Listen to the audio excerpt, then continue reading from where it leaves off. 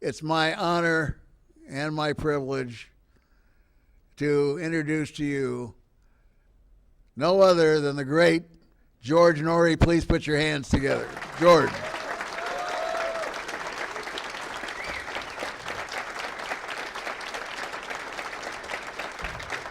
It is so good to see so many people in LA who hate football.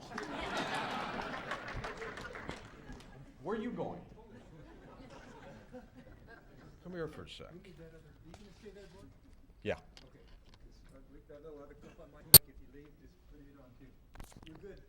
I'm good. Good to go. Can you hear me okay? Good. Tell you a little bit about this man for just a second. When I first met him, it was at an alien implant operation. I think he tried to put one in me. I was watching the surgery on television with the surgeon and Roger, and this lady had an implant in her cheek. Every time they went to try to get it out, every time, the thing moved. And it was one of the most incredible things I think I've ever seen. And they finally got it. They tried to analyze it. They still don't know what it is. But I loved this guy ever since. And let me tell you a little bit about this guy. A few years ago, and you know the economic mess everybody seems to be in, Roger was driving around LA in his limousine with his Cuban cigar. And as he's riding down one of the side streets of LA, he sadly sees a family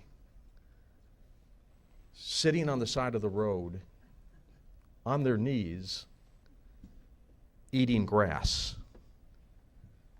Very sad situation. Roger told his driver, "Stop! Stop immediately." Pulled over on the side. Roger pushed the button and the window went down. Cigar went out the window. And he said, "You, sir, what are you doing?" And the gentleman with his family said, "Sir, we don't have money for food. We need to eat the grass." Now, this is the kind of guy this guy is.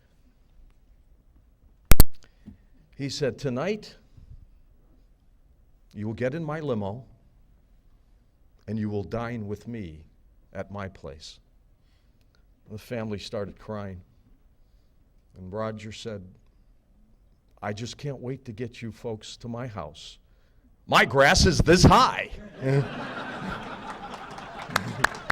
That's Roger. Thank you, George. Thank you so much. Thank you.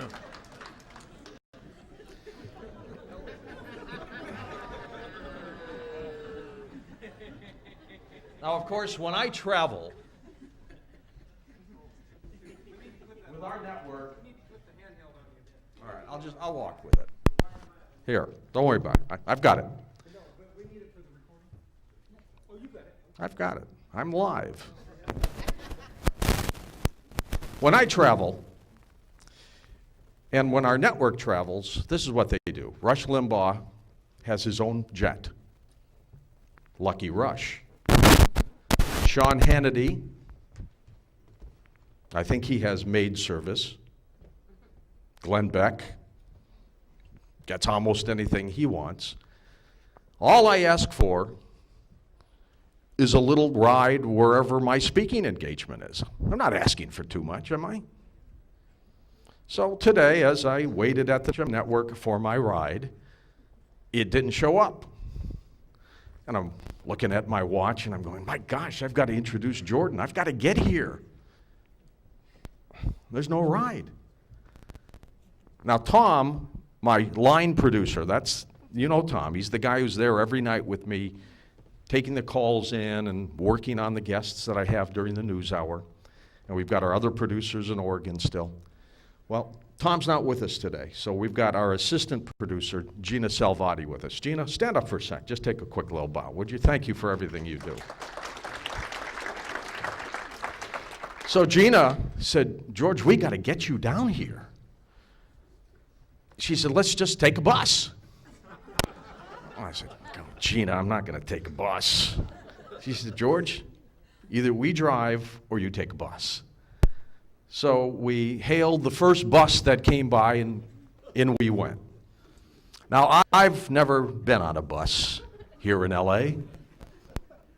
Honestly, I don't think I've ever been on a bus. But we got on one, sat down in the front real quickly, and it was a senior citizens bus on some tour. And fortunately, they were coming out this way, but I had no idea how long it would take me to get here. And so while we're sitting on this bus, and I've told the driver, please, you gotta get me there quickly. This little 90-year-old lady kept coming up to the bus driver, just hobbling up, giving him peanuts. And he'd eat them. She'd walk back. Gina and I are looking at each other. This must have gone on for a half hour. She kept coming up, giving him peanuts, and she'd walk back. Giving him peanuts, and she'd walk back. Finally, she came up the fourth time with a handful of peanuts to the driver and said, here, have some more. And he went, lady, can I ask you something? Don't you like peanuts? She goes, we all love peanuts. We just don't have any teeth, so we suck the chocolate off them first. Ooh. You know, when Ivy called Tom and said, I'd like George at an event on Sunday, February 7th, Tom came in and said, hey, what do you think? You available? And I said, Tom, I do the first Sunday of every month. I'm on the air tonight on Coast to Coast. I said, you know my schedule. I'm there from 1 o'clock in the afternoon until we're off the air at 2 in the morning. I can't do it. And he said, George, it's for Jordan Maxwell. So I changed my mind. I'm here. I've had the incredible opportunity of meeting the man I'm going to introduce in just a second, who has brought to us profound knowledge. Not only does he make us think and wonder, but he also cuts to the chase of what's going on this planet with those who want to control all of us. When I first had him on as a guest, he scared the living daylights out of me. I had him on Friday night. He still scares the living daylights out of me. But over the course of the 7 or 8 years I've been interviewing Jordan, we've got a couple quick little clips that I want to share with you before I bring him up here. On one night at Coast to Coast, we were talking about the occult world, and Jordan was convinced that it's out there in full force. Let's hear that cut. The occult world is very, very, very active right now. Very. And I'm seeing it, a long time ago, I brought out in one of my lectures that the way the African hunters many years ago, like 100 years ago, when the big game hunters went to Africa, they would pay the native population to spread out into a huge circle of miles around with bottles and cans, and and then at a particular moment, they would start beating on the bottles and cans and yelling and frightening the game in the bush. And they would keep closing in the circle until finally the animals that were there would come out into the open. And the game hunter didn't have to go in to look for them. They're coming to you. Well, that's what's going on in the world today. The whole world is being herded into some kind of a planned pin for us, and they're banging the drums and blowing up things and frightening the people. But it's all being orchestrated. The whole thing's being orchestrated by powers that be, so it doesn't surprise me. I had a chance, Jordan, to chat with Peter Joseph, the producer of Zeitgeist 1 and then Zeitgeist Addendum. Oh, yes. And of course, as the entire planet knows right now, Zeitgeist 1 had a lot to do with you, who you are in your life. Just got an email from a old program director whom I respect greatly, who now sends information around to other broadcasters, John Rook. And, he's on the Zeitgeist bandwagon as well. Pretty poignant stuff. Though, you may not believe everything you see in it, because we have our own views, but, Of course. he's pretty good. Joseph did a pretty good job with that series. Oh, I think so. I think the mere fact that there's well over 20 million downloads. And he didn't expect that. That's what's so strange. And I had no idea the thing was even being done until someone called me and told me about it. I didn't even know he was doing it. Now, over the course of the years that I've interviewed Jordan, I picked up, quiet George, I picked up on a concern of Jordan, a fear of Jordan. Here's my next cut.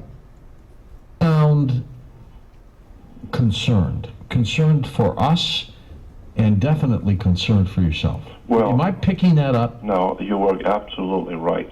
I'm not only concerned, I would go a step further and say I'm frightened. I truly am frightened because of the implications, what is happening on the earth, the implications for the human race as a species on the earth. We are in trouble. The whole human race is in trouble. And something is all leading somewhere. It's all going somewhere. And I already know what's coming. I've already been looking at this stuff for years. I know who's doing it. I know why they're doing it. But the problem with trying to explain the real problem is that anything that would be explained to the audience would be entertainment. But the people in power don't look at that kind of thing as entertainment. You're talking too much. So if you really know something, like the old German Freemasons used to say many years ago, those who speak do not know, but those who know do not speak. So if you really do know something of real important value, you had better watch your mouth, because in these days in which we're living, the culprits are so adamant about doing what they're going to do that anyone who gets in their way and presents a plausible problem to them, they will deal with, because if you create a roadblock, look out. Right? That's right. They're going to deal with you. And I've already had this kind of stuff happening to me, and of course I'm concerned about my life, because I have my brother to take care of. And lastly, when he was with me, quiet again, George, always interrupting me. He was on the air with me, and his phone went dead. Some of you remember that? He was gone. Let's hear that last clip. You were on when your phone went dead. Oh, yes. Tell us that story. I was about 3/4 of the way through an interview with you. That was on, what was that? It was in 2005, April of 2005. And about 3/4 of the way through, all of a sudden, I started talking about the British Israel World Federation and the planet Saturn, and how it is used by the elite of this world. And instantly, my phone went dead. And it shocked you and me, just totally dead. But instantly, it came back on for me.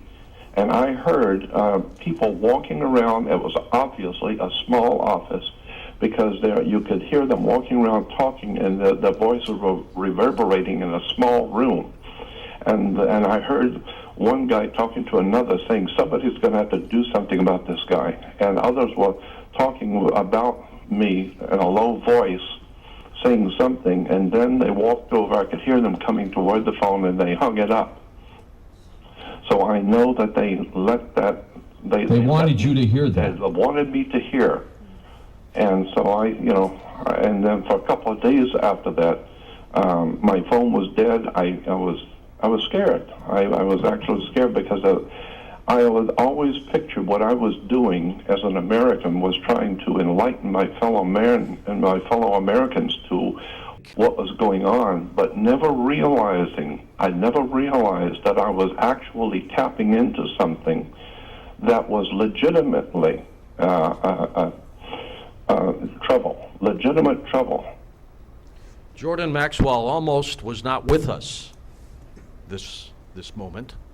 Last week he had a health problem, and he fought back, and here he is today. He is a preeminent researcher and scholar, dabbling in the occult, stories of religion. He's conducted seminars. He's had his own radio show. He's all over the map. With great pleasure, let me introduce Jordan Maxwell.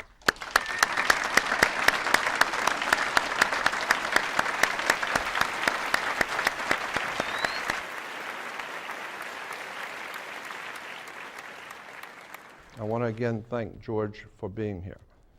Because many nights when I was under pressure and was legitimately afraid for my life, to get a phone call from George or Tom just to see how you're doing was very reassuring to me. I've been under a lot of pressure, and I have heart trouble, and I've had medical problems too, because this particular lifestyle that I have lived for the past 48 years has taken its toll on me. You cannot, the universe is very interesting the way it works. The way, and I'm using this as a metaphor, but the way God works, if you want to do something and it's very important to you, if you go out and put your whole self into whatever it is you want to do, you very well might be able to accomplish it. But if you do accomplish your goal, you're going to pay for it. You're going to pay a price. For me, I lost my wife. I lost my family. I've had everything I own in this world stolen from me 3 times. My offices were burglarized, stolen, and took everything I own and and of course then I get phone calls from FBI, phone calls from federal agents warning me to keep your mouth shut. And that kind of stuff is not the kind of thing I want to live with, because today in America with 9/11 happening and the overthrow of the United States of America with a coup d'etat, which is what has happened. America is no longer the land of the free and the home of the brave. We're not free or brave. We're now slaves under a totalitarian fascist regime. And the people all around the world know that the great Republic of America is now on its knees and is in the process of being destroyed. And the reason why is because you cannot have a new world order under fascist world domination when the biggest guy on the block is still the boss in his own home. So in order to destroy the United States, you have to destroy the people, its institutions, and this is what we have now come to finally realize in America, that America is on its last and final days. And very soon you're going to see, I believe you're going to see the full ramifications of the people who are behind world government and what they're going to do to America. They have something planned for us that you don't want to know. They've got concentration camps already set up for Americans. They have an agenda. And part of what I wanted to talk about tonight is dealing with that. I have 2 presentations to do tonight if we have time. One is kind of on the light side, dealing with religion, because I believe that religion is at the bottom of all of the world's problems. Because the people who are in power have given us our governments, our legislatures, our laws, our institutions of higher learning. They've also given us our governmental systems, and they've given us all our religions. Religions come from the same people who have given you your banking system, your governmental systems, so that Judaism, Christianity, and Islam are nothing more than Masonic concoctions to entertain the masses, to entertain the people and keep them occupied. And this is, of course, what George Carlin was talking about when he said it's a big club and you ain't in it. because the religions of this world are designed purposely to distract your mind and to give you something to hope for. While the people who came up with these ideas in England know what they're doing. They are subverting the human race. What we're seeing today is the human family on the earth is being mutated. The reason why we have major wars in the world, all kinds of people have all kinds of ideas about why we have different wars and what all of these wars are all about. Wars are for one reason only, and that is to guide the human race. To guide the human race into a particular realm of thinking. Because if you have peace around the earth, everybody would get together and do things together, but that's not what the masters who own us, who think that they own us, want. So they create wars, which then feeds violence, it feeds pornography, it feeds all kinds of debasement in the human being, and therefore they're dropping down and mutating the human family and rebuilding us through video games and through television, propaganda, etc. So it's a very, very serious thing which is now facing the earth. And most of the people in the world today have no idea in the world what's going on and how this stuff really works. I was fascinated to learn how government works. One of the nice things about my life is that I've been able to meet a lot of very interesting people. And when I discovered how government really works, I was amazed at how commerce, government, religion, all work together, and everything is well planned out. And so until and unless the people of America and the people of the world awaken to how this stuff really works, we are a doomed species. Because we're being fed propaganda and lies and mistruths, and it's very frightening because I know where we're being led. So I wanted to talk tonight about religion and government. And Moses was the great lawgiver, we're told. When you find out that, and it won't take very long if you start doing some research on your own, you'll find out that Christianity and Judaism and Islam, the three of those three religions are referred to as the people of the book, because all three rely on a book for their religious teachings.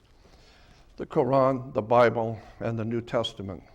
I believe the New Testament is a metaphor, and I'm going to give some lectures on that later. But Judaism today is actually Hinduism. It's connected through the ancient Hindus, many of their teachings called Brahmanism. And you put an A in front of Brahma, it becomes Abrahma or Abraham. And so this whole religious thing about Abraham, Isaac, and Jacob, all of this stuff is Hinduism. And when you find out how the old ancient Phoenician Canaanites were the bankers, the politicians in the Middle East, they picked up on the old Hindu stuff and a lot of the teachings coming out of Egypt and fashioned a new religion called Judaism. And out of Judaism comes Christianity. So much of Christianity and Judaism is based on the Old Testament and Moses in particular. Moses and Abraham were two very big names in the old Jewish tradition. And so when you begin to look at the history of the scriptures and the history of the Old and New Testament, you will begin to see for the first time that the stories in the Old Testament have been misrepresented. And two of the most famous archaeologists in all of Israel today, the top two archaeologists in Israel today, have written a book called Unearthing the Bible. And in it, they said that none of the stories in the Old Testament are actual historical facts. And that, in fact, in point of fact, there was no ancient Israel. There was no ancient Israel. So all of this talk about the ancient people of Israel, there was no ancient Israel. It didn't exist. There were Canaanites. And in the Bible, we hear about the Canaanites, but the Canaanites were the people that we today call the Hebrew people. So Canaanite religion is today referred to as Judaism. Yes. All I do is this right here, just to go forward, right here. So, Forward like this, and then back like this if you want to go back. right. And she's going to read off the longer ones. You can't see anything on here, unfortunately. It turns off. Say it again. You can't see anything on here. It turns off, so you're going to have to look at that to cue it in. Oh, Yeah, but okay. this is all you do is just to go forward, like that, Yeah. and then backwards. Okay, well, that's going to be a bit of a disappointment because I'm not going. Maybe I can turn this around then so I can see it.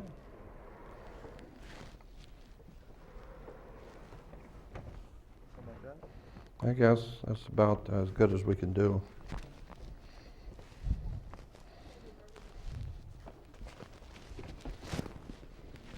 Okay, That's your forward, and this is your backwards. right, okay. Good deal. I think so. Okay, Moses is the basis for the law. And in America, that's what we are, we've been told so often that America is a land of laws. We are a nation ruled by law. Well, in point of fact, that's not true. America is not a nation of laws. America is probably the most lawless nation on the earth. America's laws are decided each day by those who are in power, and whatever they say the law is today, that's what the law is. And if they say it's different tomorrow, that's what the law is. So there is no law in America. America is a lawless nation, and we are heading into a lawless time in the world where only violence and revolution and bloodshed is going to settle anything because there are no laws. But I think it's interesting for both Jews, Christians, and Islam to realize something about Moses and the law. So, he's the lawgiver. And we're told that he was given the law from God. He comes down from the mountain. Incidentally, Moses throws the law down and breaks it, so he was the first lawbreaker. And the Ten Commandments that we supposedly were on those tablets, the Ten Commandments were copied from something in Egypt called the 12 Negative Confessions. Called 12 Negative Confessions. You can look it up in any encyclopedia on Egyptology, on Egypt, and you will see that the 12 negative confessions were transposed and became known as the Ten Commandments. So the very Ten Commandments were Egyptian.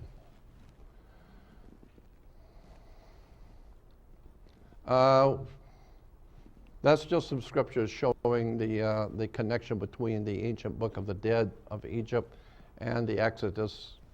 And here's Moses with the Ten Commandments. Moses the lawgiver. Now, even in the government, even in the U.S. government, there are statues of Moses in the halls of justice, and even in the House of Representatives in America, you have Moses. I think it's interesting that this picture of Moses has the Roman wreath, because America's government is Roman. The three cornerstones, or the three legs on which America exists, is first of all Roman in government, Greek in philosophy, and Jewish in law. So Jewish law with Greek philosophy and Roman governmental system is the way America operates. Rome, Greece, and the Jewish law. But why does Moses have horns? Most people have never noticed that in almost all the carvings, Moses has horns. Yeah. Moses is pictured with horns because the horns are representing the moon. Moses was the focal figure of an ancient cult of moon worship on the Sinai Peninsula. The horns represent the crescent moon. So when we see the horns are actually the moon in the lower quarter. Here is the moon god. In Sinai, well, I guess I'm going to show that anyway, so I'll wait. You'll see the horns of the moon. In Rome, Native American, Indian chiefs wore horns. The Vikings, Native Americans and the Vikings wore horns because the Native Americans always counted their days from sundown to sundown. So you would hear the American Indians talk about many moons have passed. They didn't keep track of the day by the sun because that was Christian, sun worship. So the Native Americans, like the Vikings, were moon worshipers. So they counted their day from sundown to sundown, just as the Jews do today, from sundown to sundown, because that's when the moon comes out. So the horns were the horns of the lunar horns of the moon. And a lot of the old coins and carvings in the ancient world show the hands raised as they were worshiping the moon god. In Egypt, and of course in Islam, Islamic religion is a very interesting combination of moon worship and Saturn worship and Venus worship. Venus is very big in the Islamic religion. Here it is in the Vatican. You'll see the crescent moon. So the moon cult. And I was just showing that if you go to Google and put in moon god Sin, because the name of the moon god in Arabia was, his name was called Sin. And so if you look up the word Sin or Allah, it will tell you that Allah in Islam is actually the moon god Sin, S-I-N. And Ai in the ancient language was a mountain. So Sin Ai is the god of the moon god, comes up over the mountain. So put it together, it becomes Sinai, Sin Ai. Even in the Catholic Church, they have the crescent moon. Now, the moon god, as I said, was named Sin. And it shows here that this is just from an encyclopedia. Sin, the moon god, was chiefly venerated in pre-Christian civilization in southern Arabia.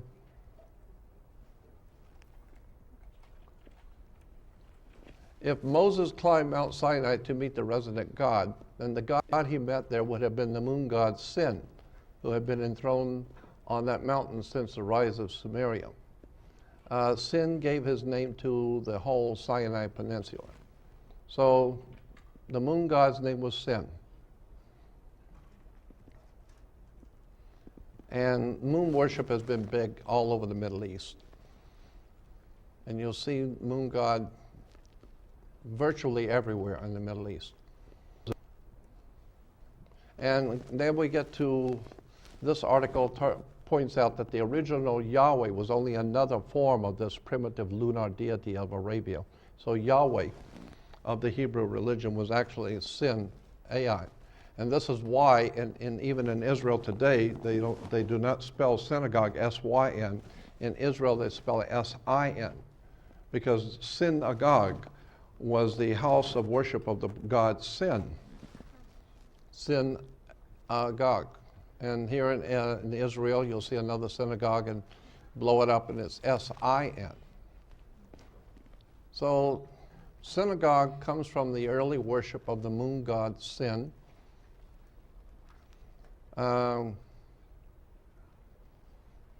Just showing how, in Jewish literature everywhere, it talks about the moon, many moons, the Jewish cycle of the moon. And so the point I'm making here is it's very important to realize that Moses represented a moon cult. And this is just the first part of, and you'll see here on the Sinai Peninsula, Mount Sinai, and it's across from Egypt, and that's where the great mountain range was in the middle of Sinai. And at night, when the moon would come up in the east, there was a mountain range there, and the moon god's name was Sin, and the mountain was Ai. Put it together, it becomes Mount Sinai. It was called the Mountain of Moses, or the Wilderness of Sin. So, Sinai was the worship of, and I'm just showing, if you go to Google, they've got Moses and moon worship, got thousands and thousands of articles about this subject. So it's up to anybody just to do your own research. Now, Moses was also connected to a volcano cult also. So you got the moon, and now you have volcanoes. Volcano worship was very big in the ancient world. Says volcanoes, like any other impressive or fearful aspect of nature, volcanoes have been the object of worship for human beings from the earliest Stone Age. And yet, original Yahweh seems to have begun as a volcano god also. Mount Sinai, where Moses encountered him, was the seat of the Midianite god who had formerly dwelt in a volcano. So this is why in all the drawings and pictures in the Jewish religion, you will always see Moses encountering Yahweh at the volcano, because the ancient Canaanites, Phoenicians and Canaanites, the people of the Middle East, also worshiped the god of the volcano. Even books put out on the subject of Mount Sinai show it in burning in flames, mountain of fire. Let me get your mic, please. As you turn, it keeps coming in and out. I don't know if that'll help. Let's see. We'll try it. Anyway, and so here we have Moses. Now, these pictures are taken from Jewish publications for children in the synagogue. You'll see Moses here. Does that look like a volcano to you? Yep. Yeah. Here's another one, Mount Sinai. Jehovah performs signs for the Israelites. That looks like a volcano. There's the children of Israel. That's another thing that's always interested me. How in Israel we have the children of Israel, but you have kids, which are baby goats. Here's another picture of the volcano with the Israelites. So, and you know, it's everywhere. All you have to do is look at any of the publications of the Jewish religion, and you will see volcanoes, moon worship. Here's one Israelite telling the other one, no, that's a volcano, airhead. See? Yeah. Here's Moses up in the volcano. Here it says, one day the mountain rumbled and it spewed out fire and smoke. The mountain was engulfed in dense cloud. God called out of the cloud. There's the Israelites running from Mount Sinai. Looks like a volcano.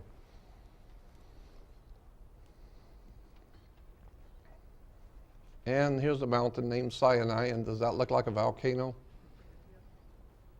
Now here in the Encyclopedia Judicum, there was a page showing some of the symbols for the different feast days. And the feast day at the bottom was the feast of the giving of the law.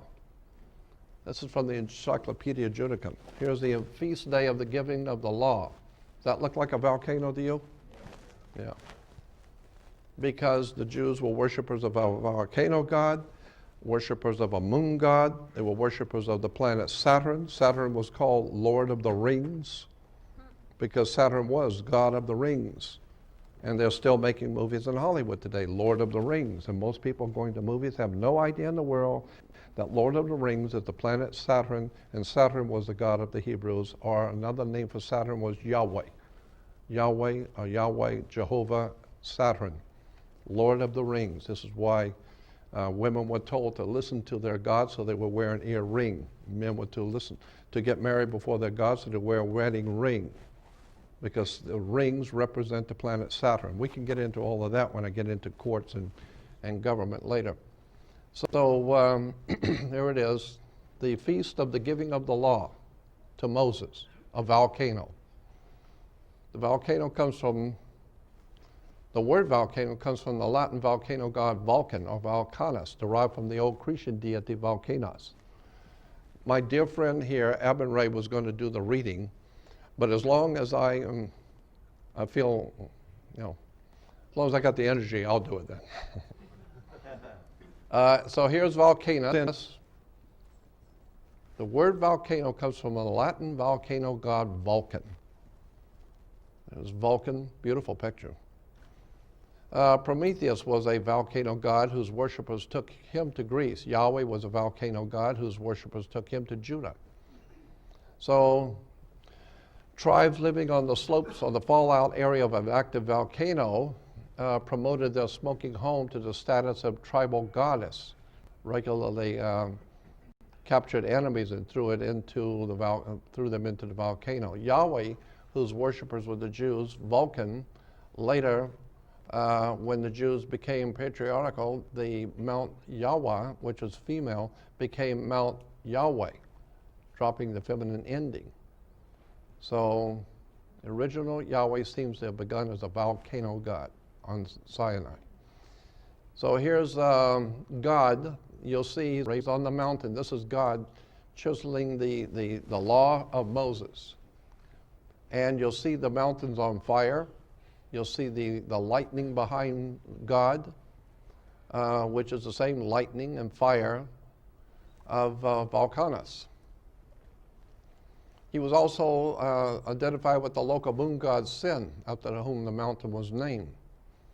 The appearance of Yahweh as a pillar of cloud by day and a pillar of fire by night certainly suggests a volcano spirit. And in the Bible, in the book of Exodus, it says, "Then the Lord went before them by day in a pillar of cloud and led them the way, and by night in a pillar of fire to give them light to go by." So he took not away the pillar of cloud by day and the pillar of fire by night. So we're told in the old Hebrew scriptures that God appeared to the old ancient Israelites as a pillar of fire at night and a pillar of cloud by day, so that they would know Jehovah that was there with them.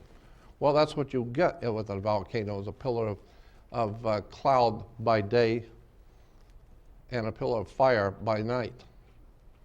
So these are just quotes from reference works, encyclopedias about, and I won't, since we have so much more, I got to cram in there. We won't go through all these scriptures, but the bottom line is that there's just an awful lot of documentation, books that you can go to check all of this out. It's everywhere. But most people don't do this kind of tedious research, spending months and months in UCLA libraries and USC and Berkeley, and for weeks on end, day in and day out, for 48 years. Most people, got more important things to do. Thank you, Jordan. Thank you. Thank you so much, Jordan.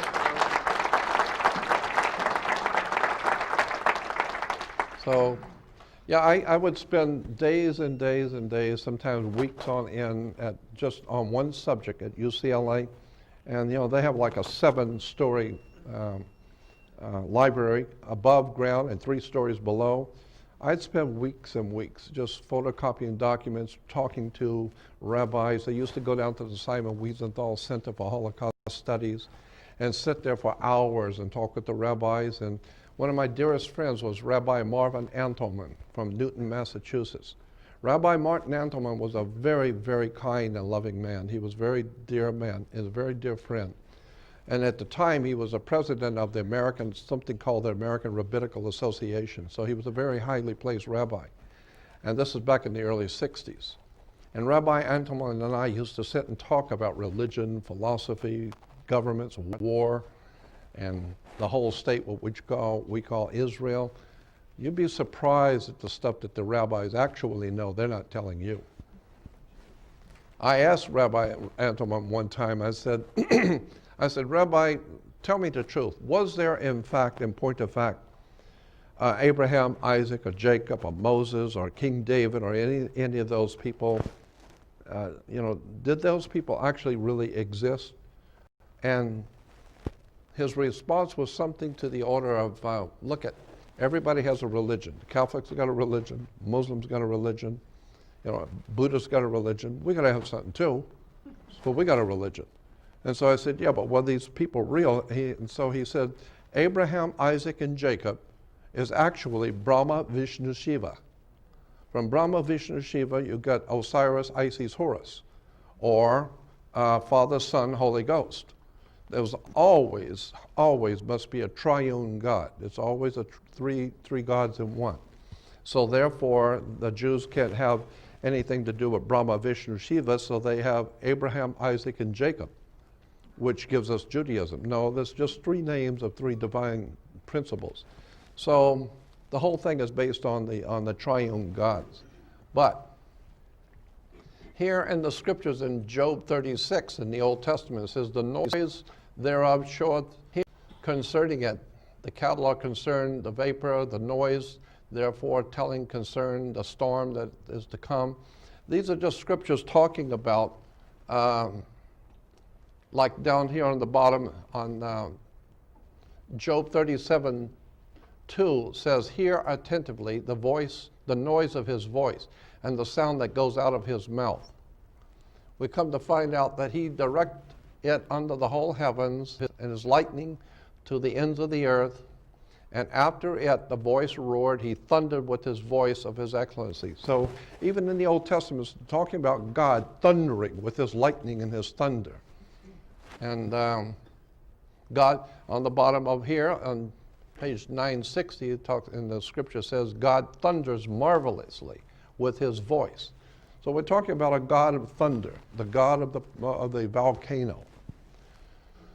And so, oh, here's another one. In Job 38, talks about the storm, the clouds, God's tent gathers as the thunder, the voice of Yahweh roars.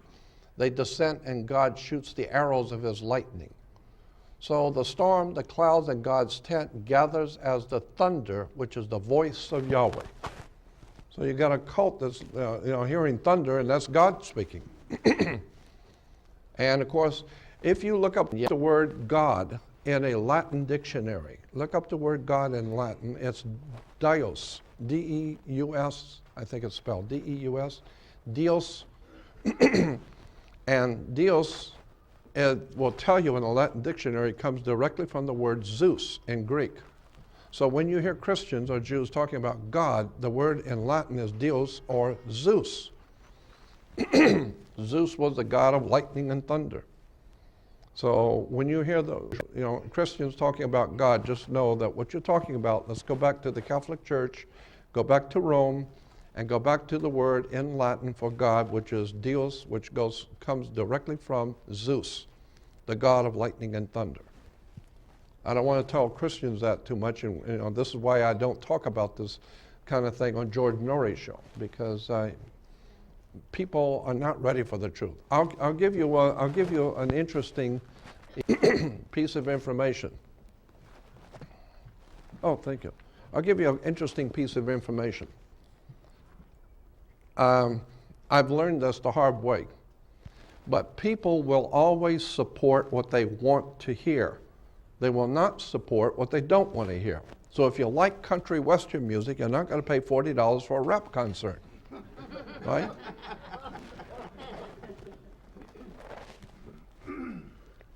So people will always support financially and every other way what they want to hear. They will not support what they don't want to hear. And the one thing around the world, generally speaking, that people do not want to hear is the truth. That's the one thing they don't want to hear. They would much rather hear goofballs on television, like on TBN, dancing around with their little effeminate haircuts and their diamond rings, falling on the stage, spitting on each other, falling back on the stage, and doing all of these silly things that are a mockery to the human race. But people will pay big money because it makes them feel good. Because the Lord, which is spelled L-A-R-D in English dictionary, look up the word L-O-R-D in the Oxford Dictionary of the English language. It's a huge voluminous set of books called the Oxford Dictionary of the English language. It's an incredible set to have. And it's every word that's ever been used in English and where that word comes from. And it's got like a page or two on every single word, where it came from, what it meant, how it's evolved over the centuries. And in the Oxford Dictionary of the English language, it will tell you that, all of these things I've been telling you. Zeus is God, and Deus is Zeus. God, I'm trying to think. There's some other really interesting stuff there, especially on Saturn. Go to the Oxford Dictionary, look up Saturn. It will give you all the information on how Saturn was the basis for Judaism after it took from everything it could from India, from the Hindus. Then they began to bring in Saturn worship and then the moon worship of sin, which gives us cyanide. Incredible stuff. Oh, here it is. You know, God in the English. Translation is the Latin word Dios. The spelling Zeus.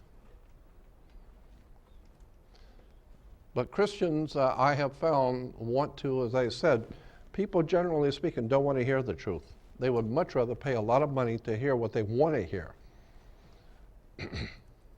And I have always felt that the times we're living in is so critical and so frightening that I would think people would want to know the real truth about what's going on. Who's really running this government? Who's really running world governments? And where's the whole human race going? Where are we all going? We're being led somewhere, and we haven't even the faintest idea what the words mean, what the symbols mean. We're just trusting in our leaders, and the leaders are not leaders, they're misleaders.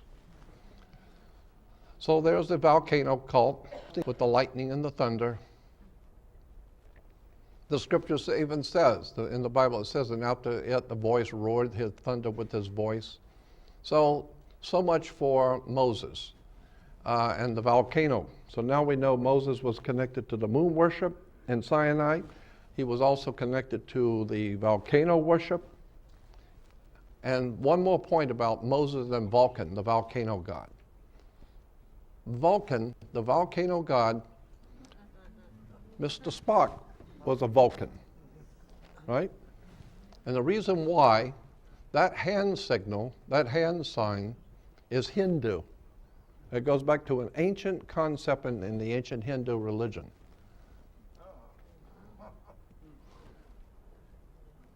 Now, in the Bible, a lot of books on the Bible will show you that hand sign is actually called the benediction symbol. Rabbis, when blessing the congregation, the Pope does the sign of the cross when he's blessing. But in the Hebrew synagogues, the rabbi will bless the congregation with the blessing. It's called the benediction symbol. He blesses the congregation. Here you will see the Pentateuch crown with the hands raised in a priestly blessing. Here, indeed, the Lord is high, yet he looks upon the lowly.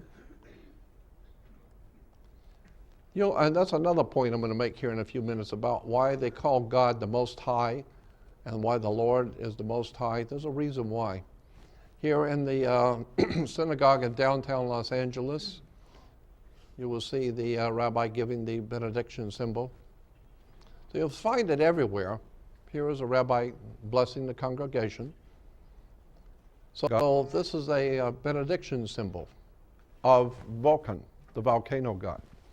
But where does this hand sign come from? It goes back to the goat god, the split hoof of a goat. So now we get into the old ancient goat god worship. Baphomet of the Freemasons call it Baphomet, but it's the worship of the goat. And then, of course, once you get into the deepness of the deep theology of Hinduism, which I've been shown some really interesting material on that too. I'm going to put it on my website soon, showing you how the Hindus use the symbol of the goat's hoof. And so when you see the rabbis giving the rabbinical blessing, just remember it's connected to the goat god.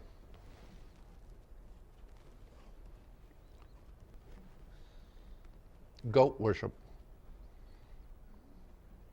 Incidentally, I don't know if you know this or not, but it's very important. The Star of David, the Star of David is a 6-pointed hexagram.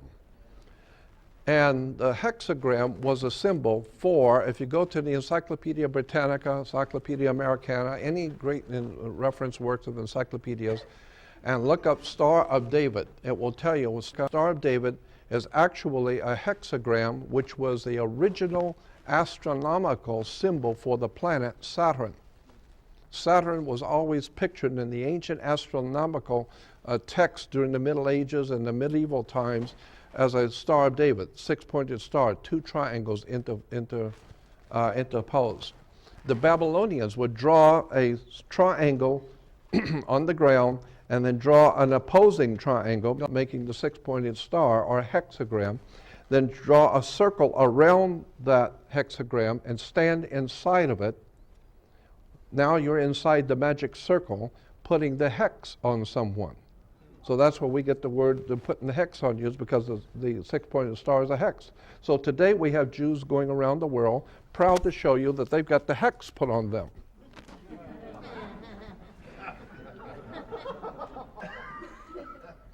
Here's the goat worship. It's called the, incidentally also, Saturn in the ancient language, in the ancient Phoenician language, which today we call Hebrew, but Hebrew is actually Phoenician language. It's Hebrews who speak it. So Hebrews who speak the Phoenician language, we call the language Hebrew. No, it's not Hebrew. It's a Phoenician language, but the Hebrews speak it. And in the ancient Phoenician language, Saturn is referred to in the Phoenician language. Saturn is spelled Shabbath. Shabbath in the Phoenician language is Saturn. And from Shabbath we get Sabbath. So therefore the Hebrew Sabbath is the worship of the goat god connected to the planet Saturn. And that's why the Hebrews have their holy days or Sabbath on sundown Friday night to sundown Saturday night, because that's Saturn, or Saturn's day, or Saturday. This is why you have the worship of Shabbat or the Sabbath. So remember to keep holy the Sabbath, which is actually saying, remember to make sure you worship Saturn on Saturn's night or Saturday night. So it's all goat worship, Saturn worship, moon worship, volcano worship. Even in the Bible, in the old text, it shows a man riding the goat. Freemasonry uses the goat god, which can be traced, as I said, back to the old ancient Hindu. So, even in the tarot cards, the devil is giving the symbol of the goat god. Okay, we've looked at Moses as the leader of the ancient lunar moon cult of Sinai. We saw him as the leader of the ancient volcano cult. We saw the volcano god's son, Vulcan. He's still with us today on TV. Examine another side of Moses and the mushrooms. We're told that Moses led the children of Israel out into the wilderness, and they were given manna from heaven to live on, the manna from heaven. And so we have pictures of the children of Israel picking up manna from heaven. Now, manna is a Hebrew word, or Phoenician word, which we call Hebrew. Manna is a word which means, what is that? Because the word manna simply means, what is it? So whatever it was they were picking up off the ground, they don't know what it is, but you can eat it. So in the Bible it says manna means, what is it? Well, first of all, it was small, it was round, flaky, white, hard, and it actually came from heaven. Obviously it came from heaven. So what is a small, round, white thing? They're picking up small, round, white thing on the earth to eat. Well, you go back to Exodus again, and again it says, and when this is when the first time we hear about the manna from heaven is in the book of Exodus in the Old Testament, Exodus 16, 14. And it says, and when the dew that lay on the ground in the morning, behold, upon the face of the wilderness there was lay a small round thing. And when the children of Israel saw it, they said to one another, it is manna, for they did not know what it was. And so Moses said unto them, this is the bread which the Lord has given you to eat. So we see on the right-hand side, it is manna, meaning what is it? or whatever it is, it's small, round, is on the ground after the dew in the morning. And they would go out and pick up these little small round things. Well, once you start getting into the words and talking with the rabbis at Solomon Wiesenthal's Center for Holocaust Studies and Rabbi Antelman and all the other the authorities that I've sat and talked with for hours, it finally dawns on you what they're doing is they're picking up mushrooms. These are old drawings from the Middle Ages. The dew had gone up in the morning and small round things, white, were being picked up. They're picking up mushrooms. And as I said, a small round white thing. So they're eating mushrooms. The small round thing in the morning. What is that? Here it is. The sacred mushroom, key to the door of eternity. The search for the secret plant of the ancients, used to send the mind to another world and into the future, by Andrei Puharich. Andrei Puharich was an incredible man. Had done a lot of research on ancient religions and mushrooms. And, as I said, even down on the bottom, the Hindus were into mushrooms. Immortal soma. Soma is another word for mushroom. The history of the magic mushroom is known the world over. It was called the food of the gods. Many, many books on this subject, a lot of them written by religious philosophers and teachers, showing that the mushrooms were what the ancient Israelites were on. They were on mushrooms. Yeah. That's what it is. That's what it says. Small round thing you pick up in the morning, and it was obviously from heaven, because you could talk to God. Well, hell, of course you could talk to God. So here's Moses was high on drugs. Israel researchers.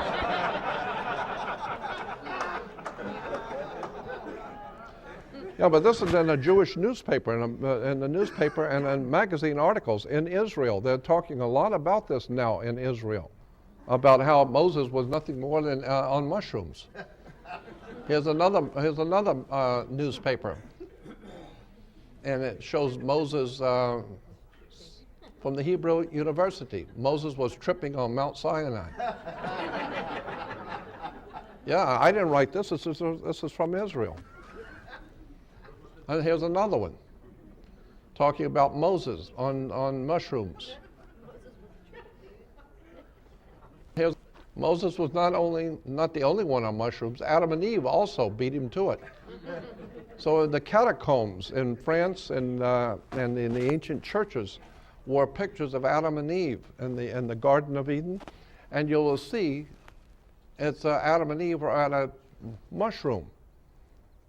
This is what the Christians have no idea in the world, that Adam and Eve were always pictured with mushrooms. A Christian fresco showing Amanita muscara as the tree of God and the evil in the Garden of Eden. There's Adam and Eve at the tree of life, the tree of knowledge of good and evil, the mushroom. Here it is in a church, same thing. Here's a reproduction, another painting of it. So you'll find these pictures all over in Christendom in Europe, showing Adam and Eve eating from a mushroom. And there's the Amanita muscara behind Adam and Eve. There's a prophet over there on the left-hand side. That one guy's hanging by his feet from a mushroom, so he's probably had enough. And there's the Lord Jesus on the right. Yeah, so mushrooms. Well, that was that was in the ancient Old Testament times. But what about today? Well, let's look at the Christian church today. There are a lot of books out there, like The Holy Mushroom, Evidence of Mushrooms in the Judeo-Christian System, The Sacred Mushroom and the Cross by John Allegro. The Sacred Mushroom and the Cross by John Allegro is a study of the nature and origins of Christianity within the fertility cults of the ancient Near East. Fertility cult.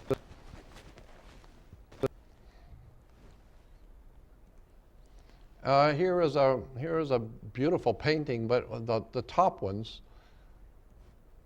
shows Jesus with mushrooms beneath him, presiding over mushrooms, feeding the apostles mushrooms. And it's interesting because in Matthew 26:26 in the New Testament, it says, while they were eating, Jesus took bread, gave thanks, and broke it, and gave it to his disciples, saying, take, eat, this is my body. But the word body, take, eat, and this is the Last Supper. Take, eat, for this represents my body. The very word body is the word soma. Soma means the body. And so if you look in the Bible dictionaries, look up body in the Bible dictionary, it will say soma, mushroom. So much for Jesus giving his body. No, it's the body of the mushroom. You'll see the mushroom around the head. There's the Amanita muscara, Jesus dying on the mushroom.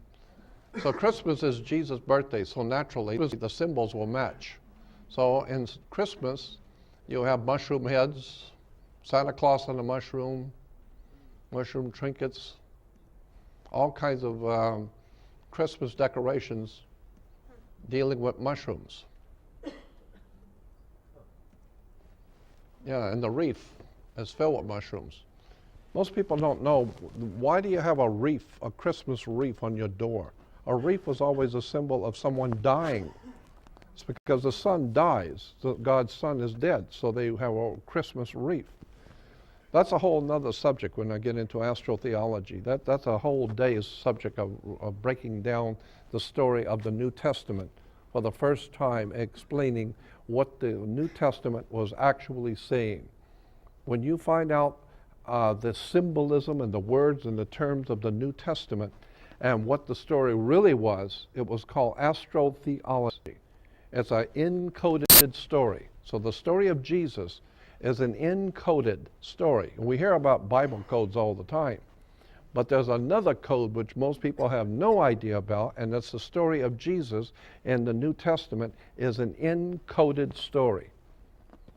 And so once you have for the first time see what the symbols mean, what the words meant, then you begin to understand what the story is all about. It's a symbolic story, and most people have no idea of what they're looking at.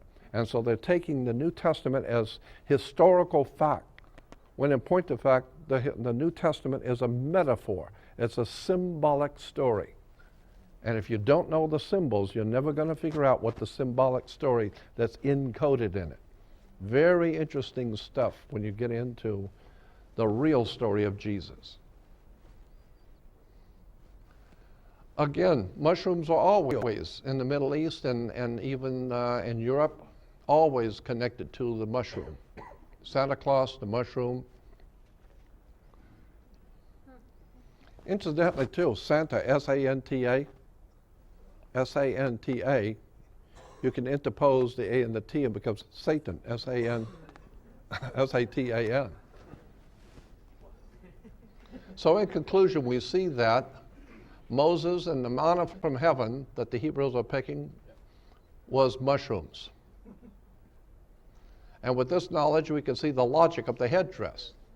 All the high priests in the Middle East, their headdress was always a mushroom. Mushroom heads. Yeah.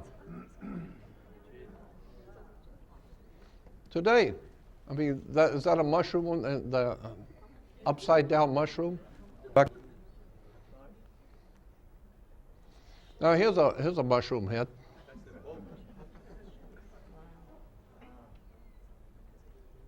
Here's a bunch of mushrooms.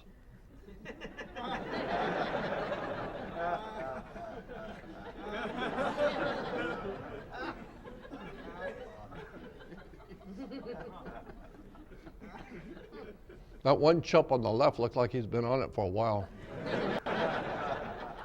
So, time to say goodbye to the mushroom heads.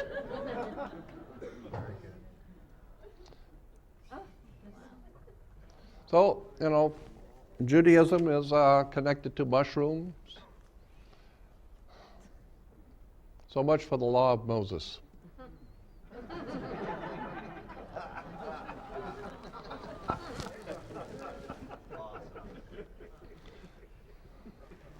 I guess that's it for that one.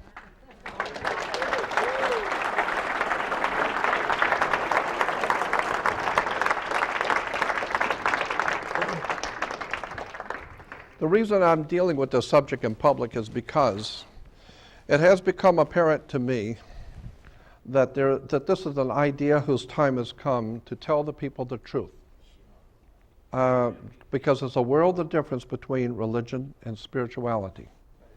And what the world is now heading into politically, the chaos which is coming, and it's coming quickly now, people are beginning to awaken all over the world to the fact that they don't have the truth. And they've been lied to by their government and by their religions. And I started talking about this subject of the Knights Templars, the Illuminati, secret societies, the Bible codes, all of this stuff back in 1960. I think it was 60 and 61. I was doing my first mom and pop lectures at the little libraries and bookstores.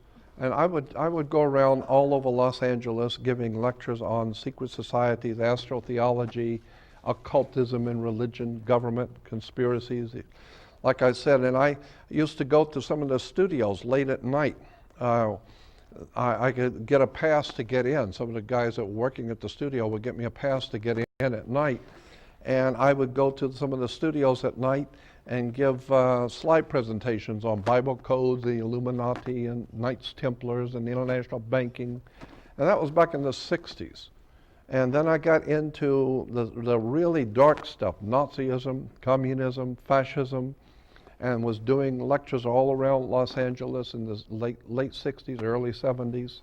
And today, of course, the subject is now worldwide. Now it's all over the world, and they're making movies like Da Vinci Code and National Treasure and God knows all this other stuff. But this is the subject I was talking about as far back in 1960. And I'm telling you that today, people are finally awakening to the fact that we've been lied to by banks, by government. The police department isn't what you think it is. Nothing in this world operates the way you think it does. And we can talk about that later. So my point is that I have the highest of respect for spirituality and for God, so to speak. I have the highest of reverence and spiritual integrity. I have a very high respect for the divine in nature and in the divine in the universe. I totally believe in God, so to speak, whatever God is. God is simply a word, dog spelled backwards. But whatever it is, and this is why you have church dogma. But whatever is in fact out there is extraordinarily powerful, extraordinarily brilliant, and profound in its presence in the universe. And we humans have not even begun to scrape the surface of what's out there. As one astronomer said, the universe is not only stranger than you imagine, it's stranger than you can imagine. So I want to express this so you understand. I have the highest of respect for what we have commonly called God. I am totally convinced that there is a higher force in the universe, a matrix of power that is far, far more brilliant and powerful than anything we have ever contemplated. But I think it's an idea whose time has come to explain to people that your religions are based on the old Masonic orders coming out of the Middle East, the Knights Templars. The people we call the international bankers were actually Knights Templars and the Knights of Malta, coming out of the Catholic Church, coming into Europe and ultimately into America. And so I have no respect for religion whatsoever. I think it's fascinating to watch how people will believe things and not do any research and find out where these belief systems have come from. This is why Christians are referred to as believers. You know, if you go to a new church, they'll ask you, how long have you been a believer? Believer? I want to know something, for God's sake. You don't need to believe. Go get a book and read and study and find out what it is that you are believing. Because when you find out that, and I think it's important because the Christians have the idea, and it's also expressed in Judaism and in Islam, that when you die, you're going to go before God and you're going to be judged. Well, if that's true, then I would suggest all Christians and Jews and Muslims should begin to start thinking seriously about what you're going to say when on the other side, when you die. If you're going to go before God as a judge, if that's what's going to happen, then you had better start thinking deeply about what you're going to say when you're made to look like an ass in front of everybody.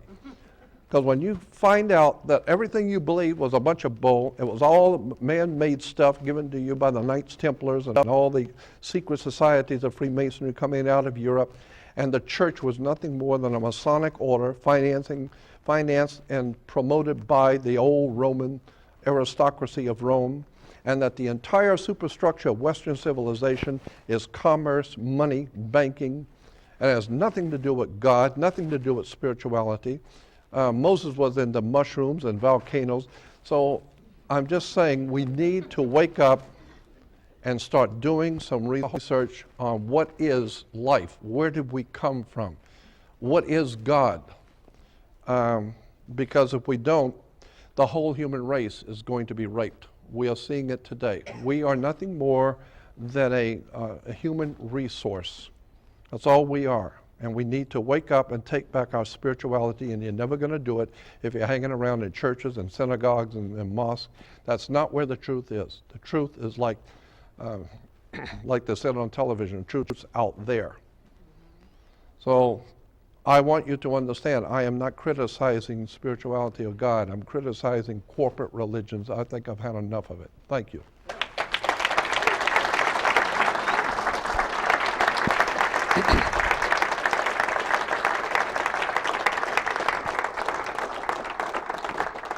Now I have a second presentation, but it's only 6. So I think we could take a bit of a break, and then I'll really scare you with the next one. Thank you.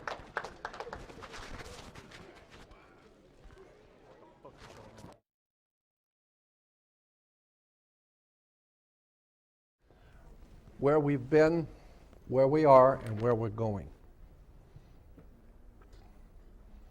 This is a very big subject, and I could talk for hours on, and some of you out here in the audience already know the subject better than I do. I'm talking about maritime admiralty law. We talked about Moses being the lawgiver, and we see that so much of the Old Testament, and as I said, the New Testament too, is symbolic, and there's all kinds of stuff in the Bible that people don't know, and so it takes many years of research and study to find all of this stuff. But today in America, since 9/11, we're living under a total totalitarian dictatorship. As far as I am concerned, if you were, and this is just my opinion, but if you were to take all of the evil and all the badness in the world that there is around the globe, the wars, the bloodshed, the hypocrisy, the lies, or the drugs, the drug trafficking, wars, all of it. If you take your time and takes a few years and go back and start studying where all this stuff has come from, it will lead you back to the Catholic Church. Because you have to remember that for 2,700 years, Rome has dominated Europe. Under the old Roman Empire, the Caesars were God, and they dominated Europe. And Europe dominated the world. Europe dominated the whole planet, and Caesar dominated Europe. And when the Roman Empire collapsed, it continued without let up But now it was no longer called the Roman Empire, it was called the Roman Universal Religion, or the Roman Catholic, because Catholic simply means universal. This is why I found out many years ago, Universal Studios, the land was owned by the Catholic Church. That's why it's called Universal, because Catholic is Latin, universal. So I believe that the Catholic Church, my mother was Catholic, my whole family were Catholic, all my family were Catholic. My poor mother who's gone, my father and my family were all Catholic. So I'm not criticizing the Catholic people. I'm talking about a corporation that was been in power for like 1,600 years. The Vatican has dominated Europe, and for 1,600 years, Europe has dominated the world. And so if you take the time to do the research, you will find that all of the stuff that's going on the earth today, all roads lead to Rome. The underworld, drug trafficking, meddling cartels out of South America, Central America, the drug cartels, Mexico and Central and South America are Catholic. So you better look at the church and find out what's really going on in Rome and who the Pope really is. And Pope comes from a Latin word, papa. Pope is papa. And papa is a door, because your papa was the door to life. So that's why you call him Papa. Papa is also Pope, comes from Papa. But so Papa is a door, but you can't open a door without a hinge. So in Latin, a hinge is called a cardinal. And so it's like a cardinal point on a map, a cardinal point on the zodiac. Cardinal is a hinge. And so the cardinals are the hinges for Papa to open the door to the Babylonian mysteries of Dagon, to the world. So the Catholic Church is opening the doors, the Pope is opening the doors to the Babylonian mysteries of Dagon. And when you find out what Rome really is and how it is a continuation of the Roman Empire, and that Caesar, under the ancient Roman system, Caesar was called Pontifex Maximus, or the great bridge builder. Well, today, that is the term that is given now to the Pope, Pontifex Maximus, the great bridge builder. Bridge builder being because he builds bridges to other nations. Takes over this country, that country, takes over here, and so he's building bridges to the whole world. The bridge builder, Pontifex Maximus, the Holy Father. And let me tell you one thing for damn sure, there is nothing holy in Rome. There ain't never been nothing holy in Rome.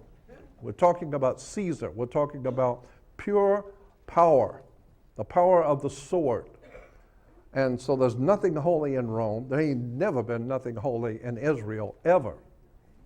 And there's nothing holy in Salt Lake City. There's nothing holy in any of these holy cities. The very word holy comes from holly. And as I've said so many times, the old Druids, who today, the Druids still run America. America's a Druidic country. Europe is a Druidic establishment. And then the old Druids of Europe, but even before the Roman Empire ever existed in Europe, Europe was run by a religious priesthood called the Druids. And so much of Druidism is in the Catholic Church, and Judaism is filled with Druidism. One of the most important symbols in the Druid religion, as I've said so many times, one of the most important Druidic symbols in that ancient priesthood was a magic wand, like Merlin the magician with his magic wand, or the orchestra leader, when he walks out before the orchestra, everyone's going to play to his tune. He's the master. Watch the magic wand. He calls the shots. So the magic wands were always made out of the wood of a holly tree. It's made out of Hollywood. Okay? And so once you understand that Hollywood is a Druidic white man's establishment for distributing magic and power around the world, and that's what Hollywood does. It's a magical system that takes your mind and puts it somewhere else and leads you through propaganda. And Hollywood has been telling us stuff for years that people have no idea in the world what's going on. Hollywood's telling you stories, but you're not listening. You're seeing it as entertainment. So I've called this one Where We've Been, Where We Are, Where We're Going. Fascism. World fascism. If you go to the World Book Encyclopedia and look up fascism, it's got an article on fascism, and it says, life under fascism. Political life. In most cases, fascists have come to power after the nation has suffered an economic collapse, sound familiar? A military defeat, or some other disaster. The fascists win mass support by promising to revive the economy and restore national pride. They may also appeal to the fear of communism or hatred of Jews or other minorities. Usually a dictator with a great popular appeal becomes the leader of the government. A great popular appeal. And so the people put all their hopes and faith on him. Fascists permit no other political party, no opposition to their policies. The fascists desire national glory, leads to an increase in military spirit and a buildup of the armed forces. And after the military forces become strong, they may invade and occupy other countries. We're talking world fascism, America, Roman fascism. The organizations, which consist both of workers and employees, are called corporations. And these are fascist corporations. Then it says a fascist country is sometimes referred to as a corporate state. And that's what we have. The United States is a corporation. It's a privately owned corporation. We can talk about that later maybe. Personal liberty is severely limited under a fascist government. The government also controls newspapers, radio, and other means of communication in the country. It issues propaganda to promote its policies and practices strict censorship to silence opposing views. That's what we have in America today. Strict censorship by foreign people out of Rome who have come here. They're called Jesuits. It's called Jesuit, it's called Catholic, it's called Roman, it's called fascism. A fasci is a bundle of sticks with a hatchet. A bundle of sticks tied together with a hatchet is called a fascis. A fascis is a bundle of rods containing an axe with the blade projecting borne before the Roman magistrate as an emblem of official power. In the ancient world, almost all ancient civilizations that have ever existed used the same symbol for divine power in government. Always was an axe. The axe was always a symbol for political power. So today, if they're going to fire you, you're going to get the axe. Because the axe symbolizes a final cutoff. Caesar is absolute master. And whatever it is he puts his hand down on the axe, that's it. You're through. Your head rolls. So a fascis is a bundle of sticks with a hatchet head.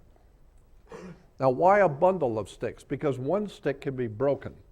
But you put a bundle of sticks, and it becomes known as as Bush used to talk about a coalition. We have a coalition of states. A coalition, yeah. A bunch of fascists getting together. Yeah. Instead of one Crips or Blood confronting, if 17 of them come together, now you've got a problem, right? So it's a coalition, yeah. But it's not so easy to beat when there's 15 of them around your car as it is for one. So we're talking about a fasci is a bundle of sticks, a coalition of nations, and they're all fascists and they're all working together. So it's a gang war, one gang against another gang.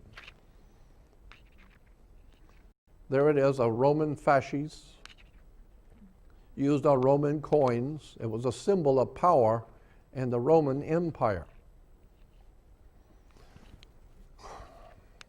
It says here, the lictor who held the fasces, this was an axe bound with a bundle of sticks, symbolized the official's power to punish and execute people.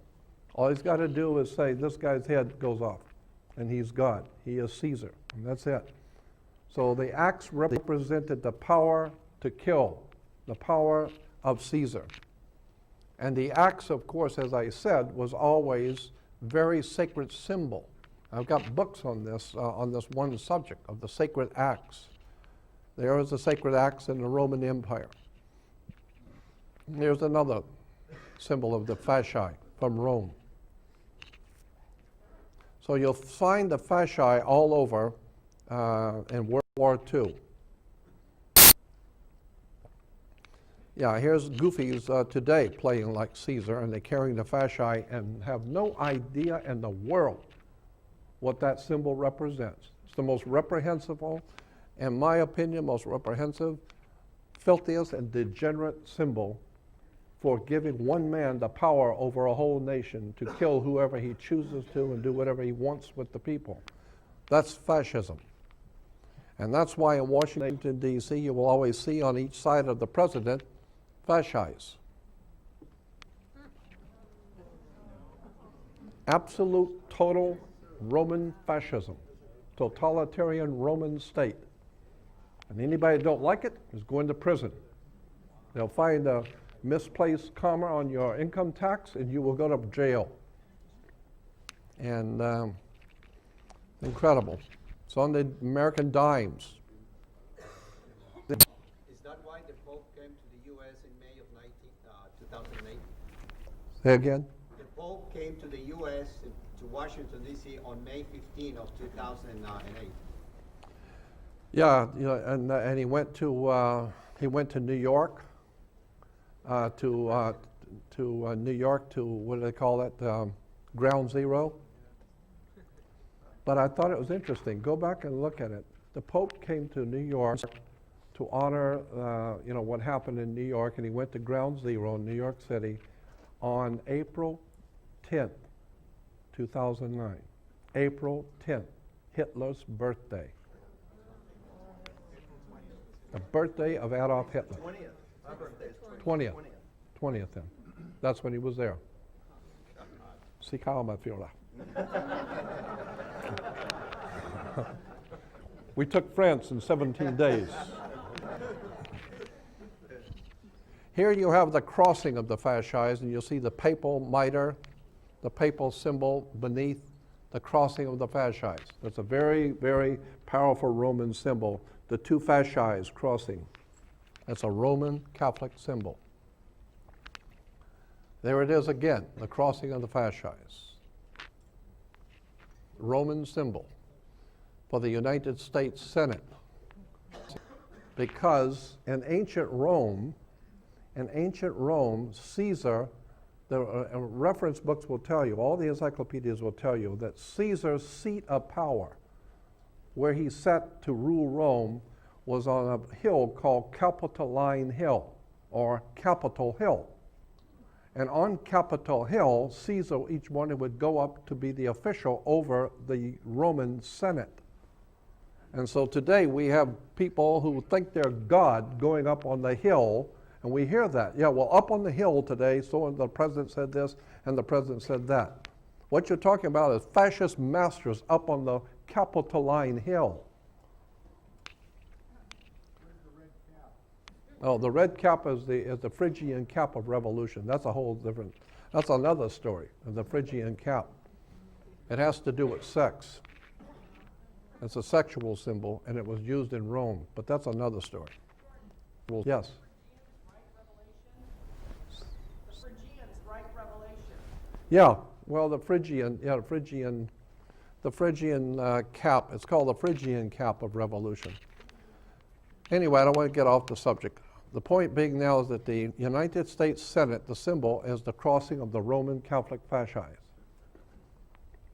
And like I said, Caesar is up on the hill overseeing the Senate. Here we go back to the axe again. In Egypt, the axe was God. I have all of this, I think, I'm not sure if I have this on a video. Joe, is this stuff on the 3 books? We don't have that on it. That's right. Okay. All of this stuff I'm telling you right now is on a video, is on a DVD I have which is called Priesthood of the Ilies. So you need to get this Priesthood of the Ilies because it's an incredible story. It explains the axes, the axe, and why it was called the Axis powers, Adolf Hitler's Axis powers, and how the axe was used by each one of these ancient empires. That Priesthood of the Ilies, yeah, that's good, thank you. It's called Priesthood of the Ilies. I thought I had it. Priesthood of the Ilies, it's 3 books in one, and it's text only. Not a video, it's a text, but it's 3 different books written by the same author on all of the heavy-duty occultism of world government, Catholic Church, religion, the Senate, who the Congress was, and where these words have come from. Extraordinary stuff. It's probably one of the most interesting books, the 3 books in one. And I put them all 3 together in one and called it the Priesthood of the Ilies, because in the old Babylonian system, the gods were called the Ils, I-L-E-S, Ils, and they lived up in the hills. And so, Priesthood of the Ilies, you'll want to get because it's got all of this stuff I'm talking about tonight. It's all on there. Anyway. No, it's just documents only. It's just 3 books. It's three books put into one. One long book. I don't know, it's about 300 pages or more. But every page is just filled with stuff that will blow your mind.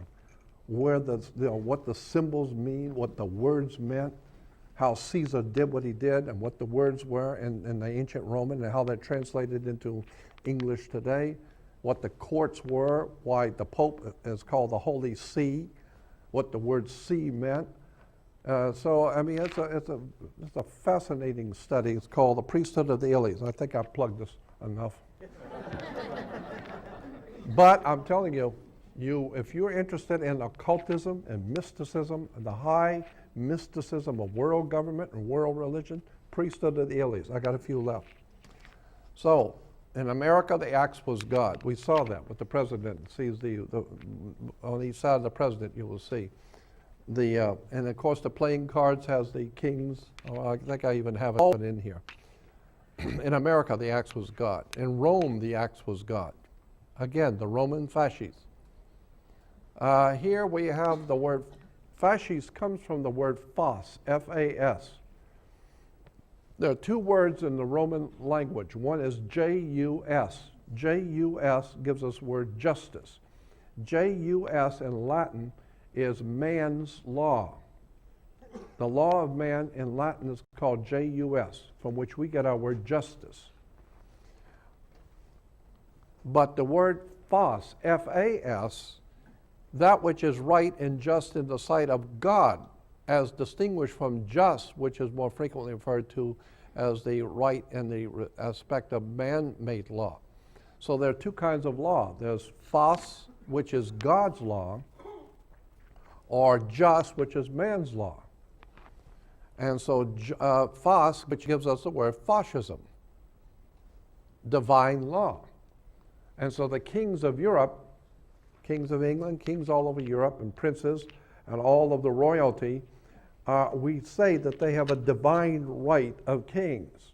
But no one's ever stopped to think, what are you talking about, divine right? That sounds like God appointed them. Well, in fact, no, God didn't appoint anybody. This is a man-made trick. Men come up with all this crap. It's all man-made stuff. But when you're talking about God's law, you're talking about the Pope. You're talking about the Vatican. Because in Europe, all the royalty are made royalty by the blessing of the Pope. And so that's why you can say that you have a divine right, because the papacy and the Pope has anointed you to be King of England. So therefore, you have a divine right. Why? Well, because he represents God, and he said you could be king. The problem is he could also say tomorrow night that God decided he don't want you to be king anymore. So it's a man-made system.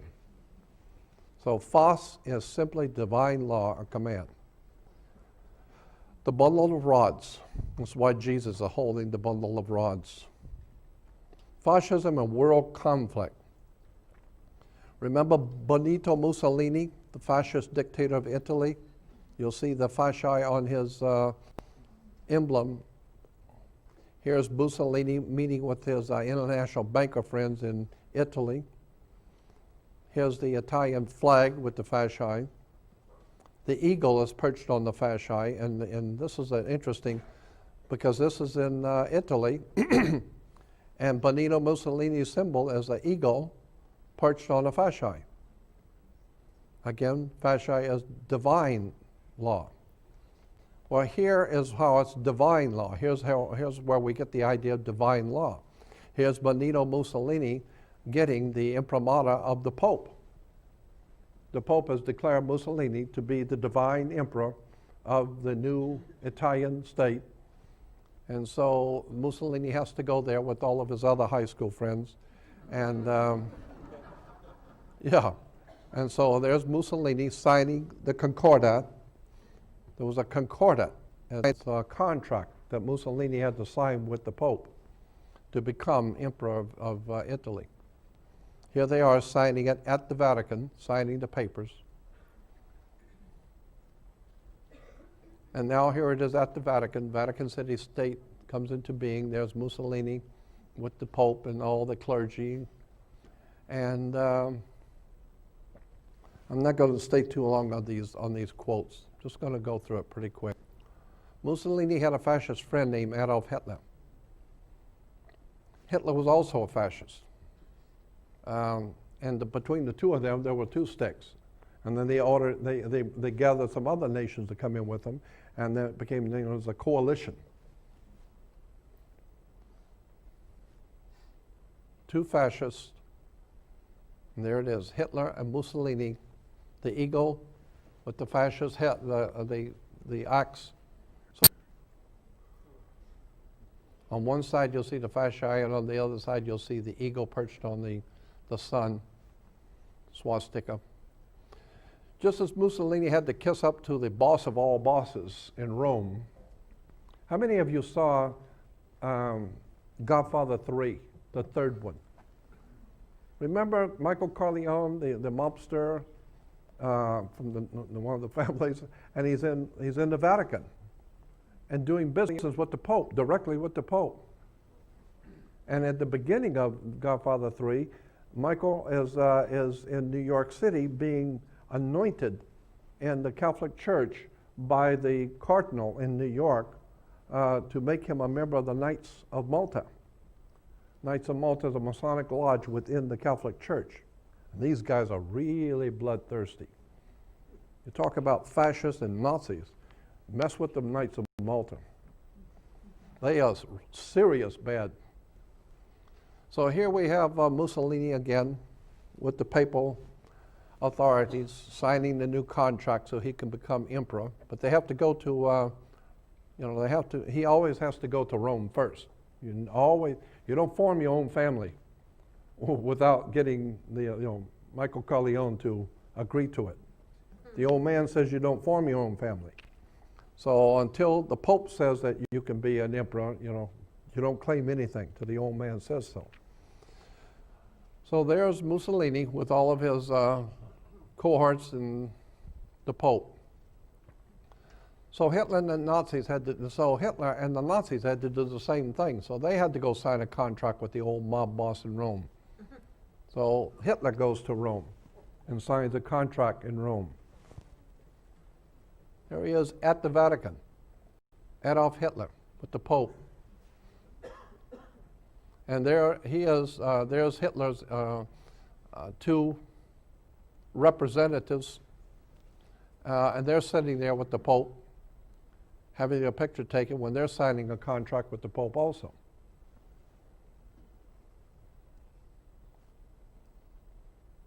So when I hear all of this stuff about the Jews this and the Jews that, and the Jews are doing this and the Jews are doing that, and the Jews are responsible for this or that, my feeling is you better go back and do some homework. You don't have it yet. The Jews don't run anything, period. They're good with figures. They're good because they got good minds, and they're great with law and with figures and banking. And so the powers that be behind the world throne uses Jews because they're good. They know what they're doing. But the power, the real power, It's in the Holy Father. And that's why Jews are told to wear the yarmulke, because the Pope wears the yarmulke. And Jews wear the round yarmulke thinking it's a Jewish symbol. It is not Jewish symbol at all. Yarmulke is a Roman symbol. That's why the Pope wears the yarmulke. And all the cardinals wear the yarmulke. It's a Roman symbol. And the Jews were told to wear the yarmulke to show that you are in subjection to the Holy Father, because he's the boss of all bosses in Europe and around the world, period. Jews don't stand a chance when it comes to the real powers of this world who are actually running governments behind the scenes. You're talking about fascist world power. You're talking about the Pope in Rome, not the Jews. Better go back and do some homework. That's, what's his name? Goebbels. So when Hitler spoke of the Third Reich, meaning the Third Empire, he was speaking about the restoration of the Holy Roman Empire. The papacy symbols with the swastika. That's in the Vatican. Pictures of the Nazi Catholic priest. Hitler with the papal nuncio. Catholic cardinals. Secretary of State. Here's the papal Secretary of State leaving a meeting with Adolf Hitler. Another one. There's another one. See the Nazis standing on both sides, and there's the papal Secretary of State leaving. So, Hitler was always like to have his picture taken coming out of churches. It makes you look religious. And, yeah. And of course, he would bow his head in prayer. Better, because the Holy Father, will have your head. Because he don't give a damn how smart you think you are or how powerful you think you are. You mess with the Holy Father and you're a dead man. Period. So Hitler had to appeal to the Catholic Church and basically do whatever the church says do. So here you have the Catholic clergy hiling Hitler, Catholic priests hiling Hitler.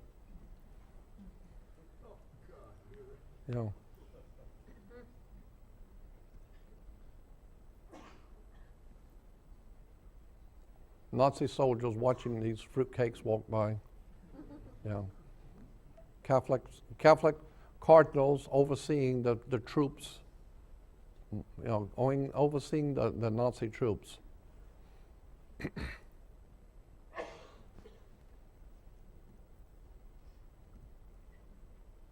Catholic priest standing up there.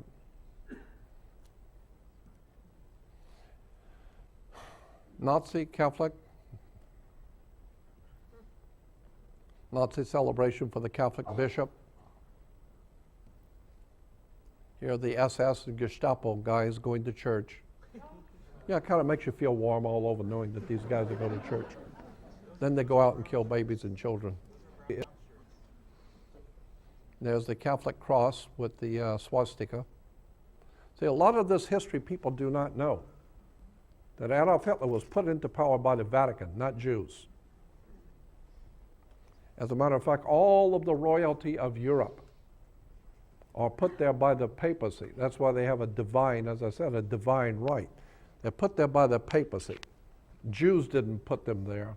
The Vatican put them there. Reich Catholic bishop with the Nazis.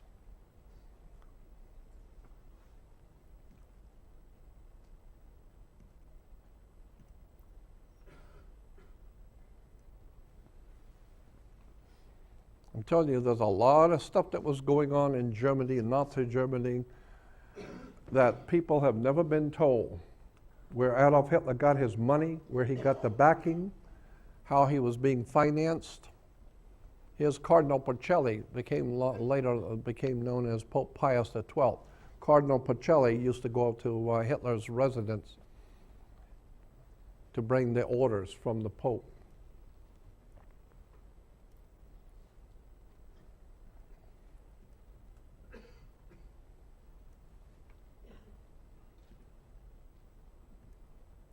Also, General Franco in Spain, he had to bow and kiss the ring too.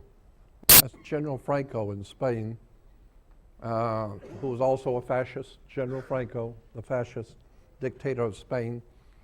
All the military would line up to go kiss the Holy Father's ring. Because you don't build an empire unless you talk to the boss first. You go and show respect to the old man. You go into and kiss the ring and get on your knees. Yeah.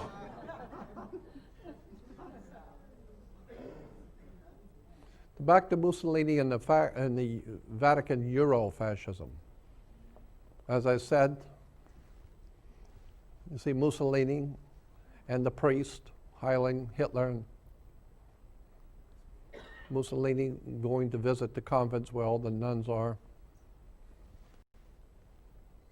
All the Nazis with the priest. The military loves to bow down, kneel, and kiss the ring of the emperor. And so today, even in America, when the Pope comes to America, America crawls on its knees before the Roman emperor. What a pathetic situation. Americans crawling on their knees to a foreign dignitary.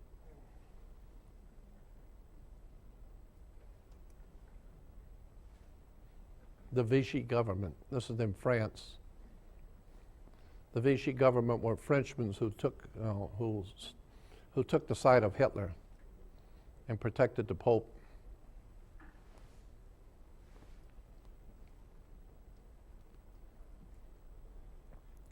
And so the point I'm making here is that the clergy of the Catholic Church are responsible for Adolf Hitler, Mussolini, General Latissimo, Franco. There's another Vatican Nazi group called Ustashi, is the way I pronounce it. Now, of all the Vatican military establishments, Ustashi is in Croatia. These guys were top of the line, big time murderers. The Nazis, they were on the Nazi side during the Second World War, but the Nazis wrote about Ustashi in Croatia, and they said these people are crazy.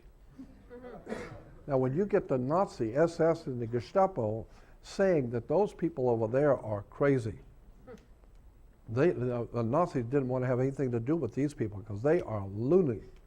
They're killing anything, children, dogs, women, raping and plundering. These guys are really off the wall. They love the Lord Jesus, and they're crawling on their knees to the Pope, and you'll see some of the stuff they did. Yes? I'm from Croatia. We pronounce it Ustashi. We pronounce the U and de-emphasize the ashi. Ustashi. Ustashi. Then you know what I'm talking about.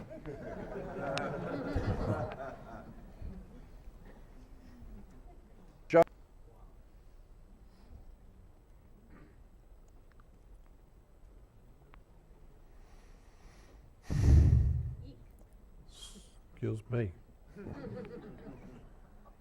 Croatian Catholic clergy. Now they are the Franciscan monks. And today we think of, oh, they're so holy, the Franciscan monks. Holy? You better go back and find out who these holy orders of Franciscan monks really are.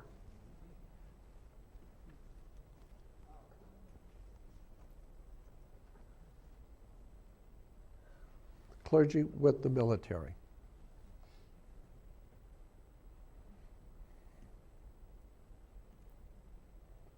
There's something called the Vatican rat line. How many of you have ever heard of the rat line? The rat line was when Germany was losing the war. Once it was decided by the generals that the war was lost and the Germans were going to lose. Well, they didn't, you don't have to be a brain surgeon to figure that out. When all of Russia is on one side and all the Americans are on the other side, and they're only about 5 miles from town, you can figure you probably have lost a war. It's probably over. And so the Vatican immediately wanted to get all the top Nazis out of Germany quickly, all the scientists, all the intellectuals. So they formed a secret group called the Vatican Rat Line. And the Rat Line, of course, is on a ship, when it's parked in the harbor, it's tied off at the harbor, and when the ship is unseaworthy, for some reason, rats, as dumb as they are, know the ship is not seaworthy, so the rats come down the rope and get off of the ship. And so it's called the Rat Line. Well, the rats that were working for the Vatican, we call them the Nazi hierarchy, they knew that the war was lost, so they had to get out of Germany because the Russians are coming and they're looking for you. And the Americans are looking for you too, but the Russians, they are really looking for you. For what you did to Moscow, there's a big payback coming. And so all the top Nazis were slipped out of Germany quickly through the Vatican. They were taken into the Vatican, give false passports, false ID, and quickly through the CIA. The CIA worked with the Vatican to get all the top Nazis out of Germany quickly. So before anything happens, at least save the brains of Germany, all the Nazi brains. And so they were sent to Argentina, Paraguay, Uruguay, Mexico, and the really dirty ones, the real top of the line Nazi murderers, they were brought to Washington, D.C., and they founded what we call the CIA and NASA. NASA is a Nazi organization with Dr. Werner von Braun and all the German Nazis that came out of Germany under Hitler. I mean, this is a real story when you find out how this government really works. So it's called the Rat Line. The Vatican, the Nazis, and the New World Order. Here was some of the escapees that the Vatican got out of Germany quickly. Adolf Eichmann, Klaus Barbie, Joseph Mengele. These are just some of the main Nazis that the Vatican quickly gave them money and false passports to get them out of Germany.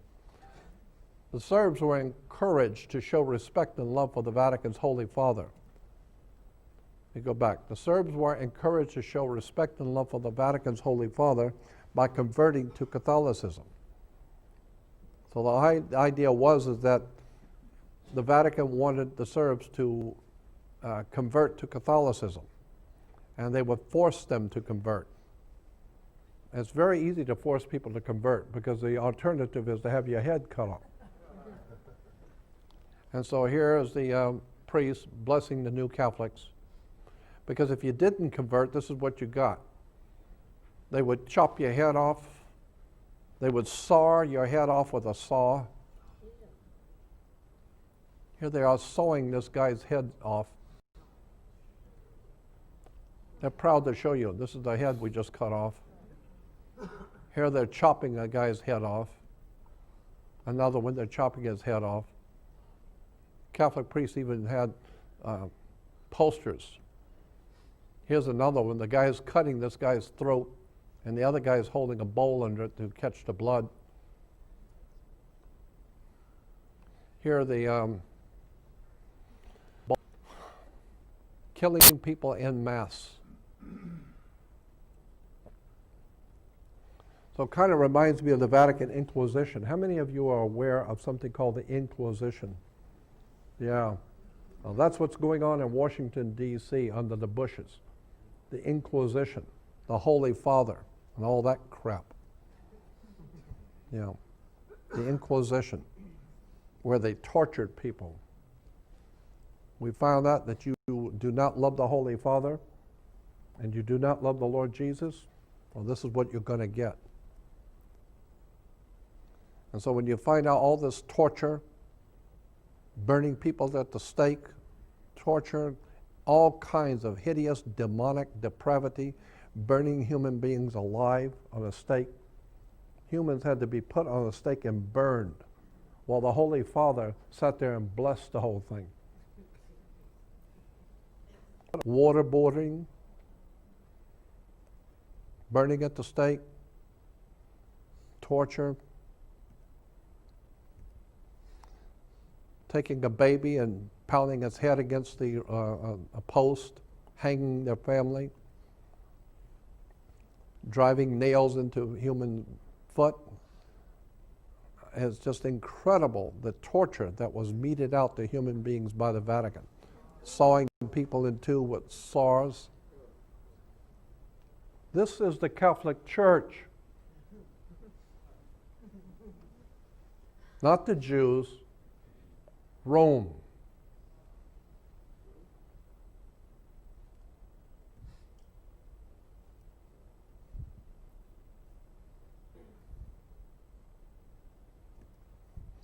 Back to the symbol of fascism and what it means for you and your family today. Fas means God's law, divine law. 2,700 years Rome has dominated Europe, and through Europe the entire world has been dominated for 2,700 years by Rome. So for the last 1,685 years, the popes in the Vatican has been the boss of all bosses of both secular and spiritual, so that all who would rule today, Europe and America, by divine right, do so through the Holy Father in Rome as a representative of God on the earth. So here you have Nancy Pelosi kissing the ring of a foreign dictator. Now, you know, if today it would be called treason, but most people don't know what treason means because nobody uses it anymore. But as an American, if you're bowing down and kissing the ring of a foreign dictator, that tells you where America's at. There was a time in America when we were free people standing up for freedom and liberty and having nothing to do with foreign dictators. Today, we have these pusillanimous traitors bowing down and kissing the ring of a foreign dictator. This is a very sick country.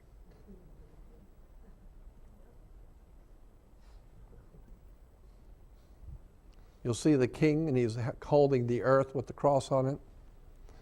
So here is how this fasci Roman Vatican plays into our world today. Here's God.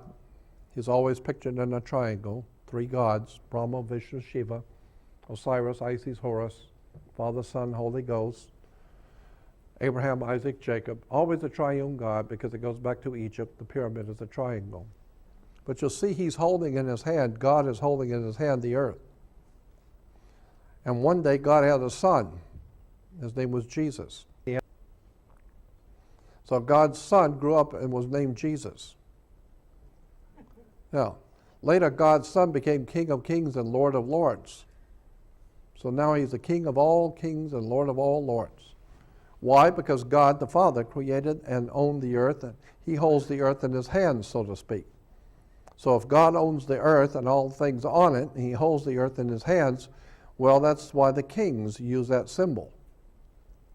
Because that's the earth dominated by the Roman Catholic religion, the cross of Caesar. So now God's Son has been given the right to own and rule the earth and all life on it for God his Father, so Jesus has the right to rule the earth any way he chooses. So therefore, the theology is that the church teaches that Jesus is now the owner of the earth and everything on it. And his earth, it belongs to him alone. So in fact, he is the sovereign over the whole earth. Jesus is the owner and the sovereign over the whole earth. And he is a good and kind sovereign, but a sovereign nonetheless. So he holds the earth in his hands. And it follows that the first responsibility of a sovereign is to lay down the laws for us, his earthly subjects. So therefore, we all have to submit ourselves to God's law, the law of God, from Mount Sinai, with volcanoes and mushrooms and all the rest of that crap. Yeah. Those laws would be binding on all people of the earth because those laws are in fact God's law. So God has given us his law through Moses. But since God's Son, Jesus, is living with his Father in heaven, so Jesus is up in heaven now with God's Father, God the Father. So somebody has to be appointed by God to stand in for and represent the sovereign of the earth, Jesus. Since Jesus owns the earth, he's the absolute sovereign over the earth, but he's not here right now. He's busy elsewhere, so he's not here. So somebody has to run the earth for Jesus until he comes back. So to administer his laws and world government for the people of the earth, Jesus is the God of all the earth. And of course, the kings of the earth, the princes, and in this way, the Middle Ages, the church was always behind the kings, always advising them, because the king realized that Jesus owns the earth.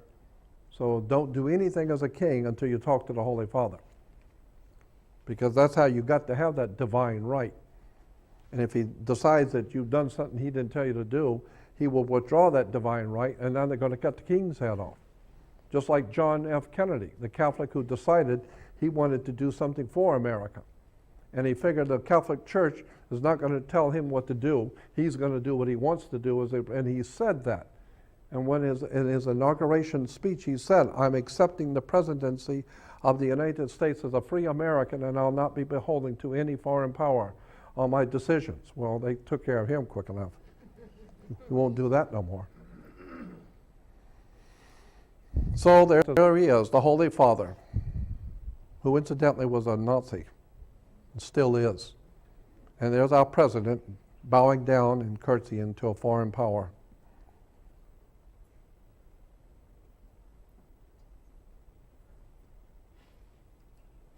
This stuff scares me because I realize how serious this really is. When the United States government and the president is conspiring with foreign powers like Rome, no wonder you have waterboarding and torture and bloodshed all over the Middle East. There's some heavy-duty political stuff going on here, and Rome is behind it. The Holy Father, here's the Holy Father in the White House, the Capitol. Incidentally, the Washington Monument, this is just a little incidental point. The Washington Monument is an obelisk. It's an Egyptian obelisk. Egyptian obelisks always represented the male phallic. Okay? Washington Monument was a male erection. And it always connected to the oval or the female ovaries, the Oval Office. Sexual symbol, Rome, bloodshed, violence, volcanoes. It's all fun. It's all incredible crap. At the Vatican, Bush is visiting the Holy Father. I got to tell you, there's nothing holy in Rome. There's Jeb Bush on his knees before the Holy Father. Yeah, he joined Jeb Bush, is knighted into the Knights of Columbus. And you'll see the Knights of Columbus symbol is a fasci.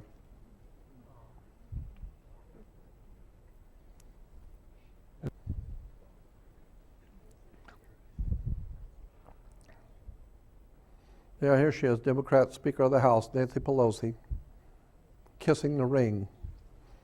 Now, this particular picture, the Pope looks like a demonic. Yeah. He looks demonic, doesn't he?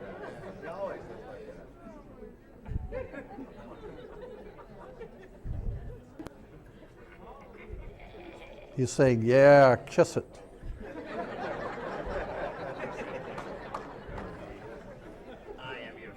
I am your father.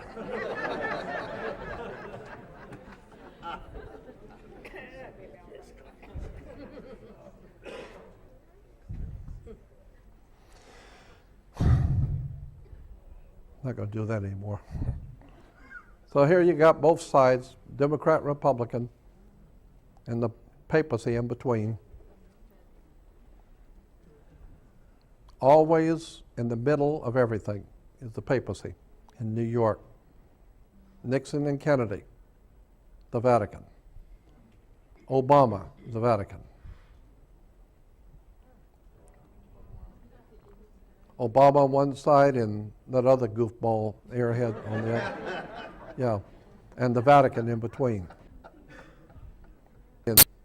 And all the people around, all the people down and below and above, they're all very happy to be there with the papacy and the Holy Father and all this. And they're all just delighted as punch to be there in the presence of the filthiest, most degenerate fascist world ruler the world has ever known. And Americans just love it. They cannot get enough of crawling on their knees to the Emperor and to the Holy Father and to the Queen Mum. When Queen Mum comes over here, people fall all over themselves. Americans are the most ignorant, ill-informed, dim-witted people on the face of the damn earth.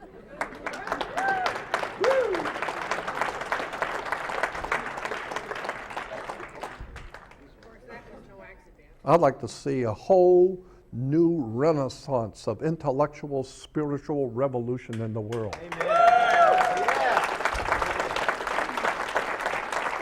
Look.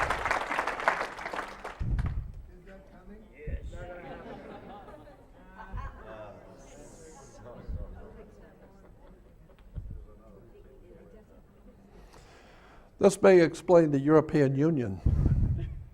Constitution was signed for the new European Union in Rome before a statue of the Pope. This is where the European Union was founded, in Rome, before the Holy Father. So today when you hear about the Euro and the European Union, it's Roman. The Holy Father has decided he's had enough of all this BS about freedom, liberty, and justice, and all of these people running around with their silly nonsense about freedom and liberty and justice. So they're going to teach you a lesson. Nobody tells Caesar that they're free. Nobody. Period. So you're going to break your country, destroy your economy, destroy your youth. We're going to destroy everything that you have ever built up, and one day you're going to crawl on your knees to the Holy Emperor of Rome. And then you're going to remember when your founding fathers told the church to screw off, and from here on out, you're not allowed to come into this country. This country is going to be free. And then Rome does not forget. Rome did not forget that, what the founding fathers of America did. And so when you tell the boss of all bosses that from now on you stay over there in Europe and you do whatever you're going to do over there, but you don't come here. And the Catholic Church was not allowed to operate in the colonies. Was not allowed to operate here. Catholics could not operate in America, period. Because if nothing else, the Freemasons who founded America realized we don't want that screwball with all of his henchmen and murderers coming over here to run this country. And so what the Catholic Church did is they immediately sent people into the Jesuits, came to Mexico, and came in from the back door. Then they started coming up the back door, opening up missions on California coast, knowing that the country was moving west. Well, they got the missions all up and down California and Oregon, the Catholic missions, and started working their way eastward into Nevada, New Mexico, and Wyoming with the Catholic missions. So a mission, anybody who's been in the military will tell you the word mission is a military term. Like Mission Impossible, it's a military term. So Catholic missions were a military order that was trying to overthrow the new republic. And so on the East Coast, it was a republic. The United States of America was a republic, and it was moving westward. Well, the Catholic Church came in through Mexico quickly and sent the military. They sent the Jesuits, who were a military order, into California and all up and down the California coast, setting up military establishments like forts, like we did. We set up forts and then move on, set up a fort and then move on. Well, that's what they did. They call them California missions. And so the missions were a political mission of the Jesuits to overthrow the United States of America. So if you can't stop them from the East Coast, at least you can work backwards. And so that's why today we have people running around, oh, aren't these beautiful missions?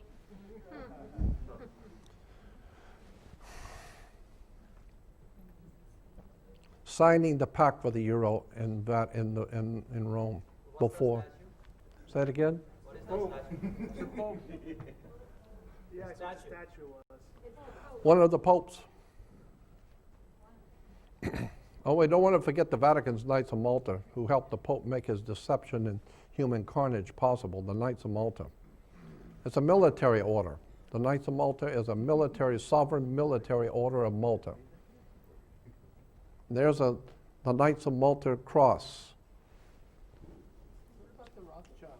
Yeah, well, we'll get to that in a minute. So,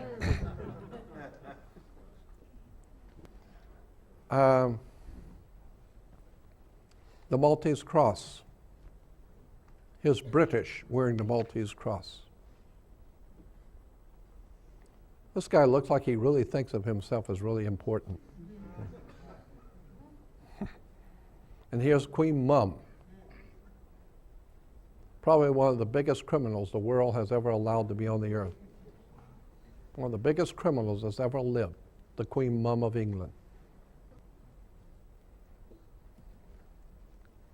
And here's Kaiser Wilhelm. He's wearing the Maltese cross too, German. There's Cardinal Pacelli with Kaiser Wilhelm behind him, the cardinal who became Pope Pius XII. There he is with the Kaiser and the Germans. So the military wears the Knights of Malta. General Reinhard Gehlen. This is a very interesting man in the middle, General Reinhard Gehlen. Reinhard Gehlen was chief of security for Adolf Hitler on the Eastern Front. So he was chief of security for the Nazi party between Germany and Russia. So he was in charge of all security for Germany facing Russia. Reinhard Gehlen was knighted by the Pope, became known as a Knights of the Order of Malta. And Reinhard Gehlen, with 4 other men in America, never can remember their names, but there's like 4 or 5 men that founded an organization in America, and they were all members of the Knights of Malta. And they founded an organization during the war called the OSS, Office of Strategic Services. The OSS was founded in America by Reinhard Gehlen, Knights of Malta, Nazi, and Wild Bill Donovan, Bill Casey, Donovan, Reinhard Gehlen, 2 or 3 other men. It's all this is a history. Anybody can read it in a history book. But all 5 of these men founded an organization, a secret organization and military organization for the Knights of Malta in America. It was called the OSS. Then after the Second World War, OSS became known as CIA. The CIA was founded by Reinhard Gehlen, servant of Adolf Hitler, and Casey, Wild Bill Donovan. All these guys were Catholic Knights of Malta who give us today the CIA and Homeland Security. This whole thing really stinks of Nazism, fascism, and I'd like to see the damn Catholic Church kicked out of this country. That's what I feel. Was Prescott Bush one of them? Who? Prescott Bush? Prescott Bush. Oh, God, yeah. Big time. Yeah, the Black Pope is the head of the Jesuits. And the Knights of Malta as well, and the White Pope. Yeah, well, the Rothschilds were bankers, of course, but some of the reference books that I was looking at, like for instance in the Encyclopedia Judica, talked about the Rothschilds were commissioned by the Vatican to deal with the Vatican's money. So Rothschild was not dealing with his own money, but he was handling the money for the Vatican. So that would explain why one little old Jewish man could be so powerful. It was not because he had all, where would he get all that kind of money to be so powerful? No. He was merely handling money because he was good with figures and money and banking and was very good with it and had sons who were very highly intelligent, well trained in it.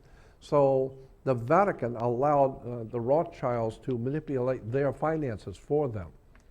So they were the Vatican bankers. So here's the Knights of Malta with the swastika, Hitler swastika in the Knights of Malta. Keeping in mind the Knights of Malta is a Catholic organization, and there's the Nazi cross in between. What do the 8 points symbolize?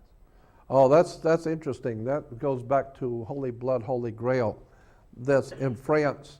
8 points in France, and that's a whole different story, but it's 8 places in the south of France where the different Knights Templar lodges and castles, they call them, what do they call it, chateaus.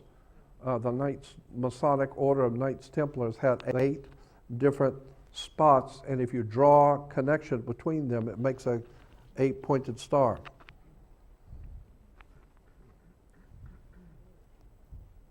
Here's the Archbishop of Canterbury, the head of the Church of England.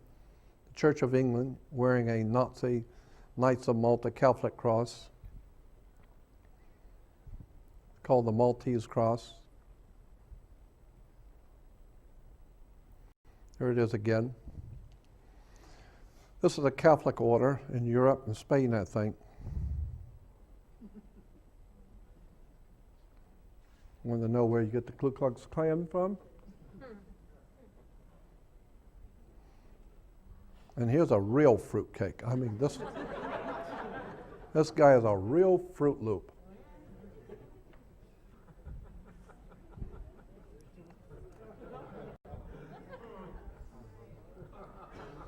A big-time drag queen.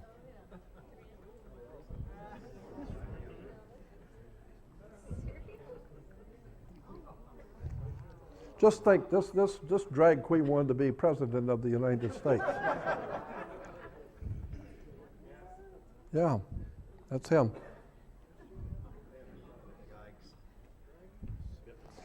You know, this picture alone would tell you how really decadent and sexually filthy these people really, really are.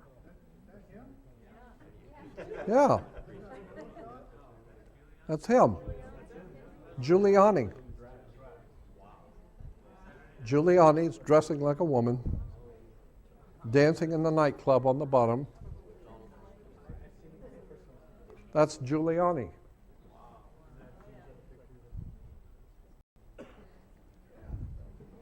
Who didn't see anything wrong at all with 9/11, with New York, all 3 falling down at free fall speed into dust.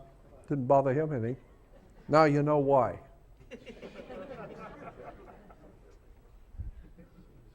I swear to God, I mean, I'm just amazed what the American people take and have no idea in the world what's going on, who these people really are and what they're really doing. How much of that's chemtrails and fluoride? Say it again? How much of that is really chemtrails and fluoride? Oh, Lord, yeah, that's a whole nother subject, chemtrails. 99% of Americans look at it and think, oh, well, that's just a jet trail.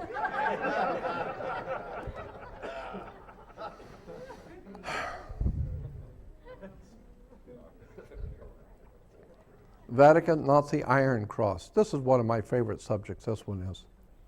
Here's what we call the Iron Cross, which is a symbol associated with Germany, of course. The Iron Cross can be traced back into ancient history. The Iron Cross. It's a Masonic Order, Iron Cross. Oh, I'm sorry, that was wrong. Okay, there it is. But here is the Masonic Order, and they're wearing the Iron Cross in red. There it is again, the Masonic Iron Cross. And here's Masters of the Universe wearing the Iron Cross. You'll see his blonde hair, blue-eyed Nazi German fascist Nazi Iron Cross. Arco, Iron Cross. Here's the fire department, Los Angeles Fire Department, with the Iron Cross.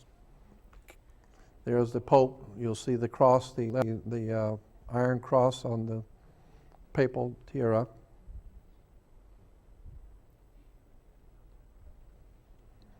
So I'm just telling you that, you know, the history of Rome and the history of Europe and the history that's of America, there's a big story here that people have never been privy to be told. And boy, when you find out who these people really are and how this stuff actually works, you're going to be really amazed. And this was the Pentagon many years ago. They had the Iron Cross for a helicopter landing. where the helicopters land was an iron cross. It's on churches.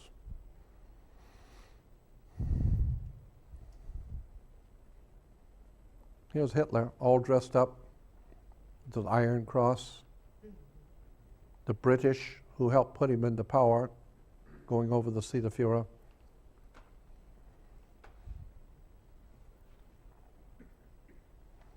The Queen of England and the King of England has the Iron Cross over the earth. And now, of course, we have the church today in America. The Christian church today in America. You'll see the Iron Cross over the mushroom crown. The Iron Cross. There's the Iron Cross in Nazi Germany. And if you're a hardcore Christian, you can buy the Iron Cross. It's called Hardcore Christian. Yeah, believe me, when you're wearing a Nazi Iron Cross, you are a hardcore Christian, boy. You don't get any hardcore than that. There it is, Hardcore Christian, Iron Cross of German Nazi. There it is. So does that tell you anything about the, yeah, does that tell you anything about the church, the Christian church in America? Is there a message here?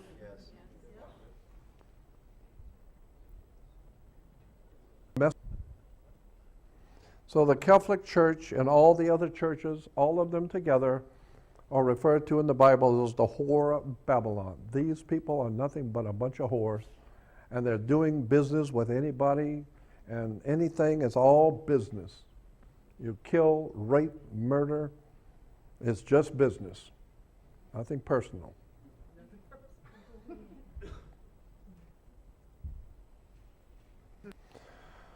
All the conspiracy against the human race is made possible by our fascist press, newspapers and magazines, the fascist press. So I guess that's it. I would just, yeah, thank you.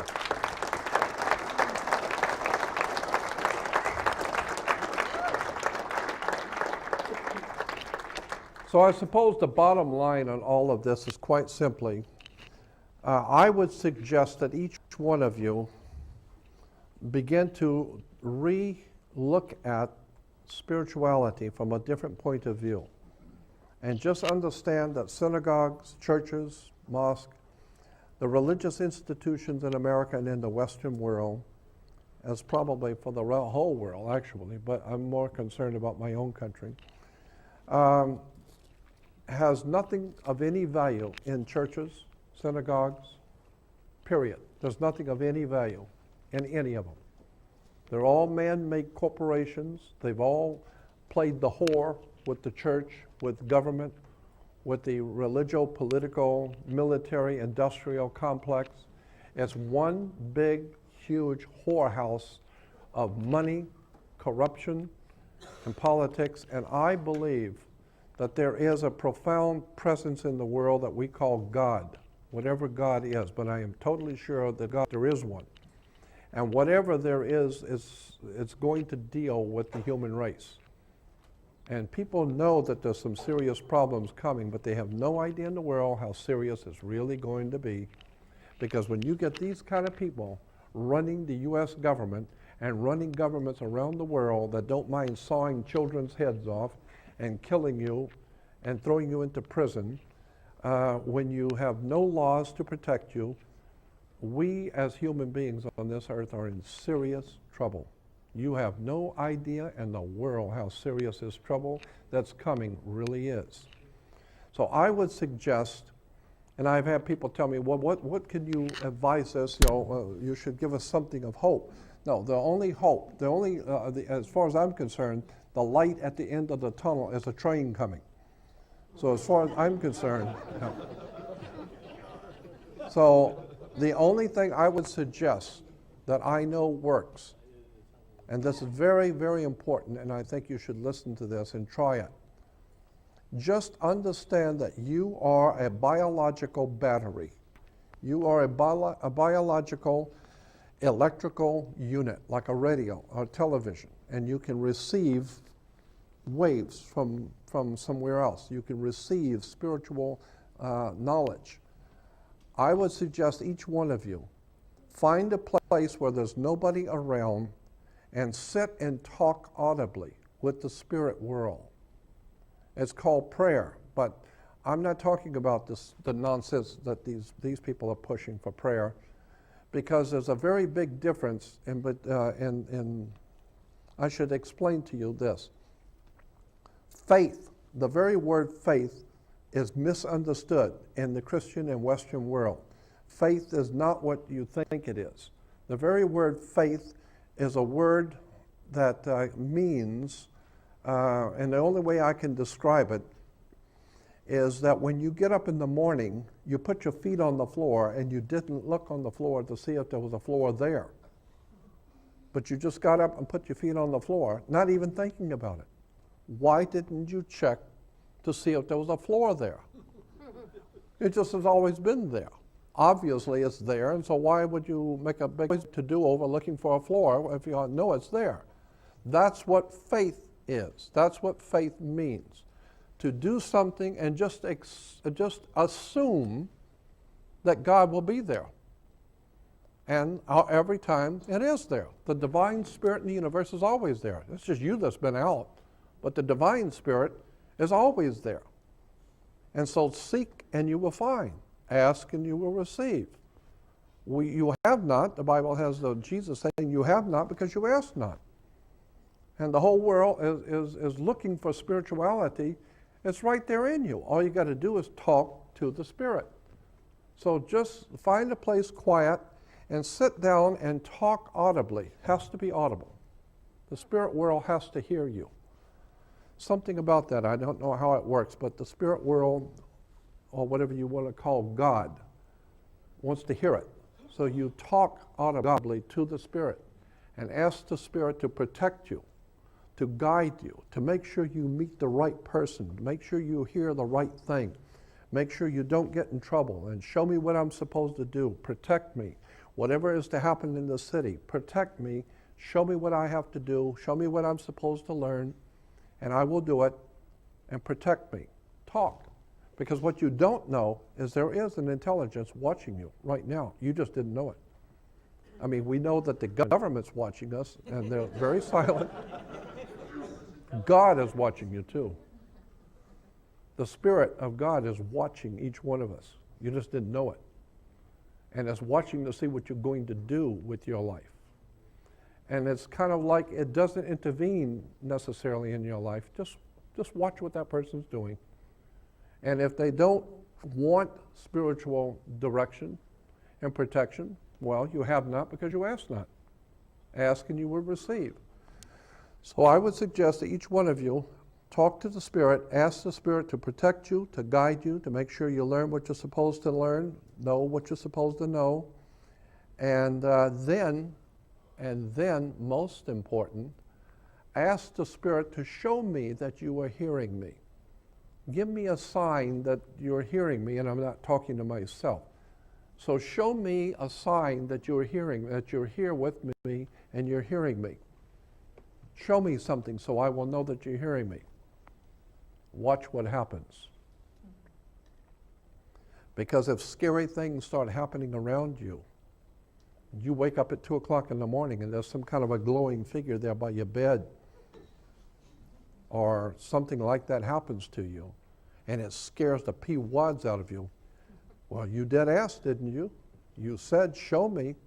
And I'm telling you, the Spirit will do something to get your attention, and it will be scary. But it will be the first time that you will actually know that there is a spirit world watching you, because you said, show me that you're here. They will. You ask, you will receive. But then when that happens, don't be afraid, because actually you're the one that asked to be shown. And they will begin to guide you, and you all of a sudden will meet the right person. You will find the things that you really need will just pop in on you out of nowhere. and all of a sudden your life will start smoothing out. And because why? Because for the first time, you're not being arrogant, self-centered, egotistical, know-it-all, but be humble and ask the Spirit, show me what I'm supposed to do, and I'll do it. Protect me and show me where I'm supposed to meet, who I'm supposed to meet, what I'm supposed to learn. Show me and I will do it. And then show me that you're hearing me, and watch what happens. That's spirituality. This is corporate government. Thank you.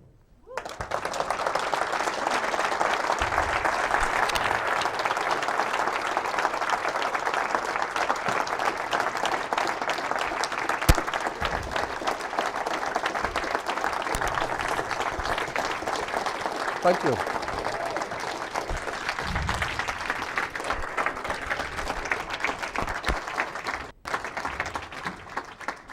Don't forget priesthood of the Illies. Now, friend Paul Tice. In 1994, we're up in Mesquite, Nevada at a conference, and I was speaking up at that conference in Mesquite, Nevada in 1994 in December. And we had an incredible experience. Ivy, myself, and Paul Tice, no, I'm going to stand for this. Okay. But Ivy and I were in the car with my friend Paul Tice, and we went up to Area 51. I had never been there before, and Paul, my publisher friend, had not, and Ivy hadn't. So we drove up to Area 51, or Rachel, Nevada. And Jordan at 7 o'clock in the evening says, let's go up to Rachel, Nevada and go visit Pat and Joe Travis and go up to the Little Alien Inn. Yeah. This is December 4th. It's very cold out and snowing. So we did. Yeah, so we go up there to, have any of you heard of Area 51? Okay. Okay. So a lot of people haven't, but you don't go into the base, but you can go to the little town outside of the base called Rachel, Nevada. And so I asked Joe and Pat, the owners of the restaurant, when they were closing, about 11 o'clock at night they're closing. So I said, where do we go to see UFOs? And Joe said, well, you don't have to go anywhere. Just go sit in the parking lot. If they want to show, they'll pop in. And so I said, well, where did the tourists go? And Pat, his wife, said, well, go out on the highway and go south and go back toward Las Vegas, exactly 20 miles. And exactly 20 miles, you will see a post box, the black mailbox. Yeah. And it's right there on the road, parked there, because that's where everybody sees things out there at that post, at the 20-mile mark. So we get in the car and we're driving out, and I turn left and go north instead of south. And we go out 20 miles north. Yeah, about 30 miles. We're looking for mile marker 29.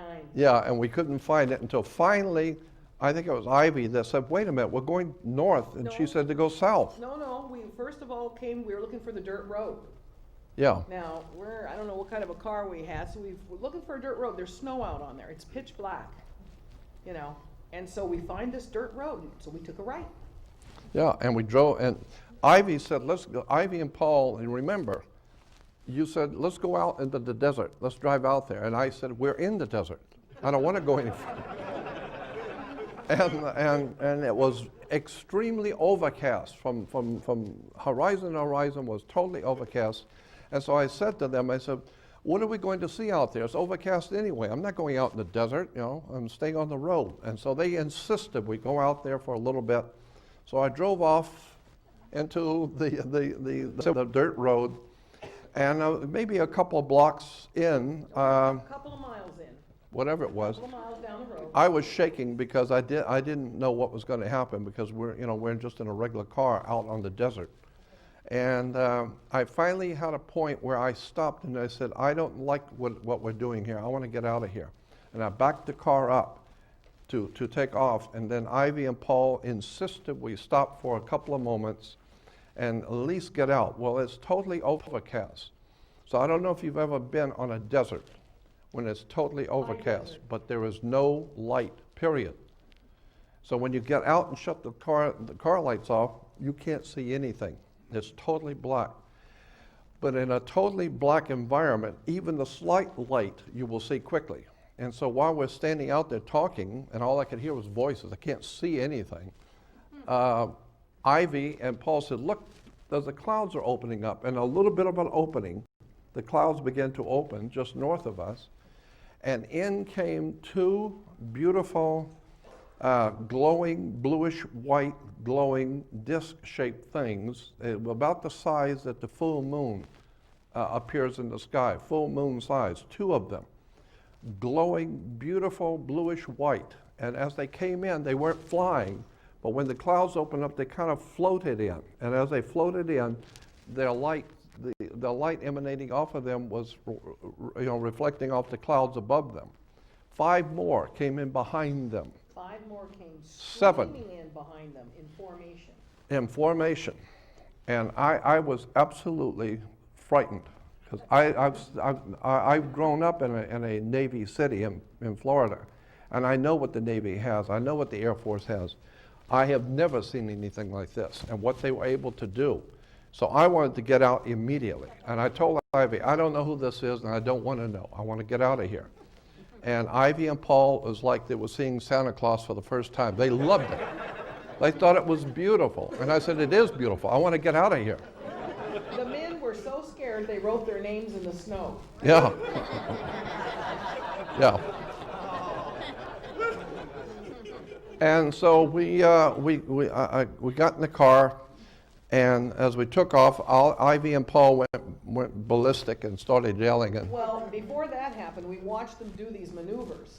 And no aircraft that we know today could do the kind of maneuvers that we saw them doing. They were doing right, left, forward, back, up, down. I mean, just crazy stuff. And Jordan goes, if we can see them, they can see us. Yeah. We did not want to be lunch.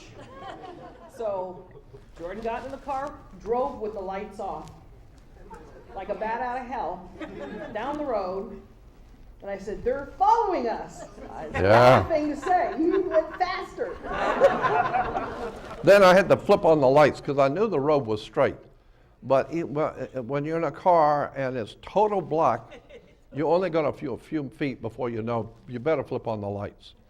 And when I flipped on the lights, I put my foot to the floor and I was speeding back to the highway. And all this time, Ivy and Paul have their heads out the window, looking up, watching what's going on. I'm not watching. I don't care to see what's going on.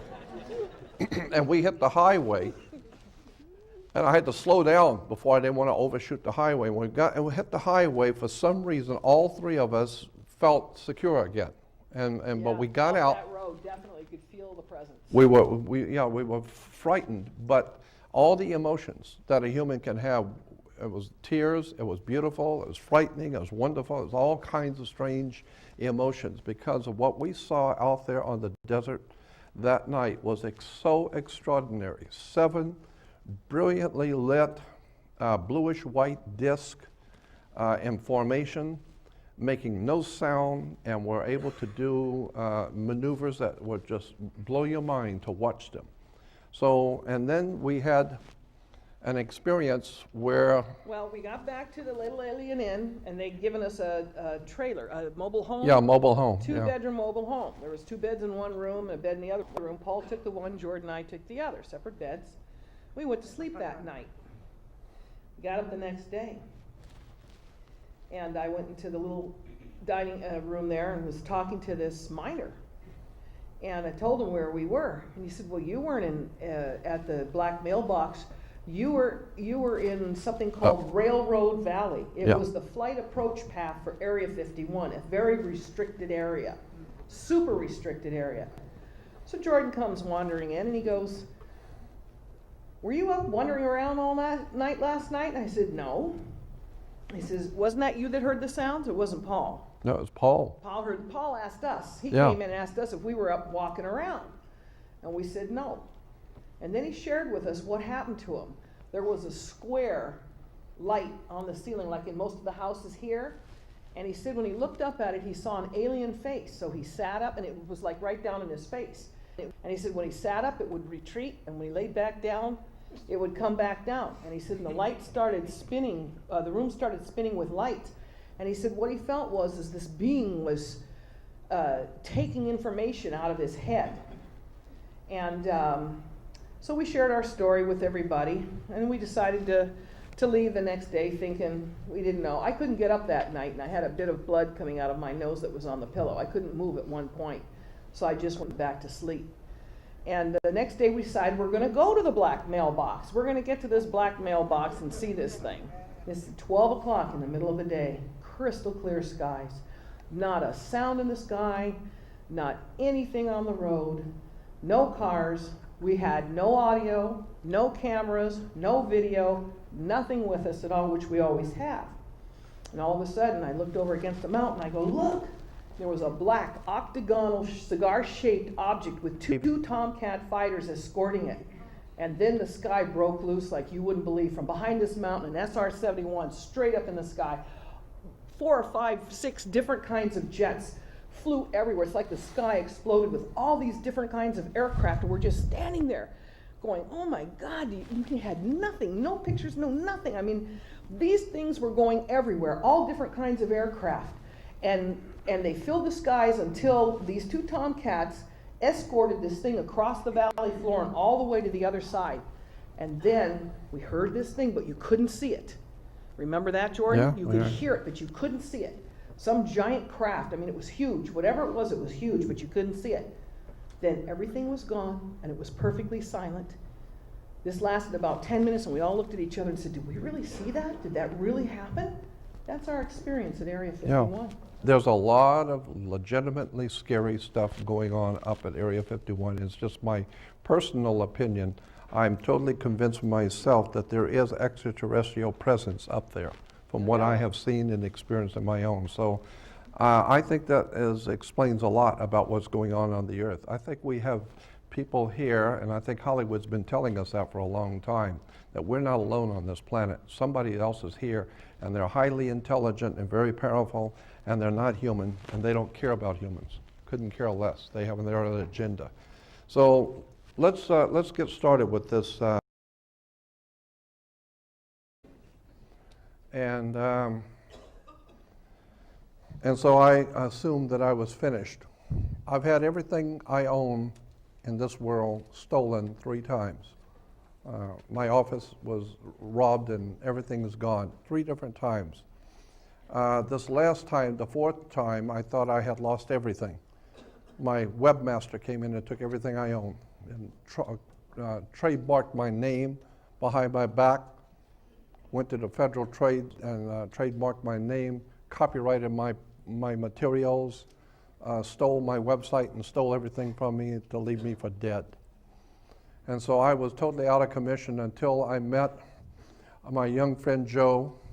And so I wanted to introduce you to the family that I am now a part of, who has saved my work and my person and allowed me to be here today. They went out of their way to take me in, help me, and give me a place to live and to help me to do my work. And so I just wanted to introduce you to my family. Joe, his wife.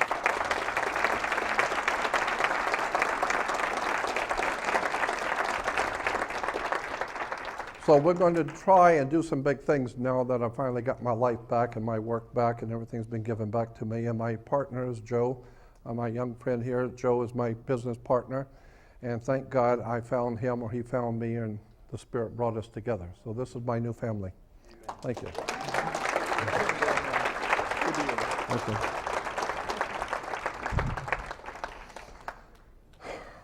Yeah, I thought I was a goner, but the Spirit finds a way to revive my work each time. It's very difficult coming home and finding everything in your house and everything in your office gone, just gone. And I've had that happen 3 times. I don't want that to ever happen anymore. Anyway,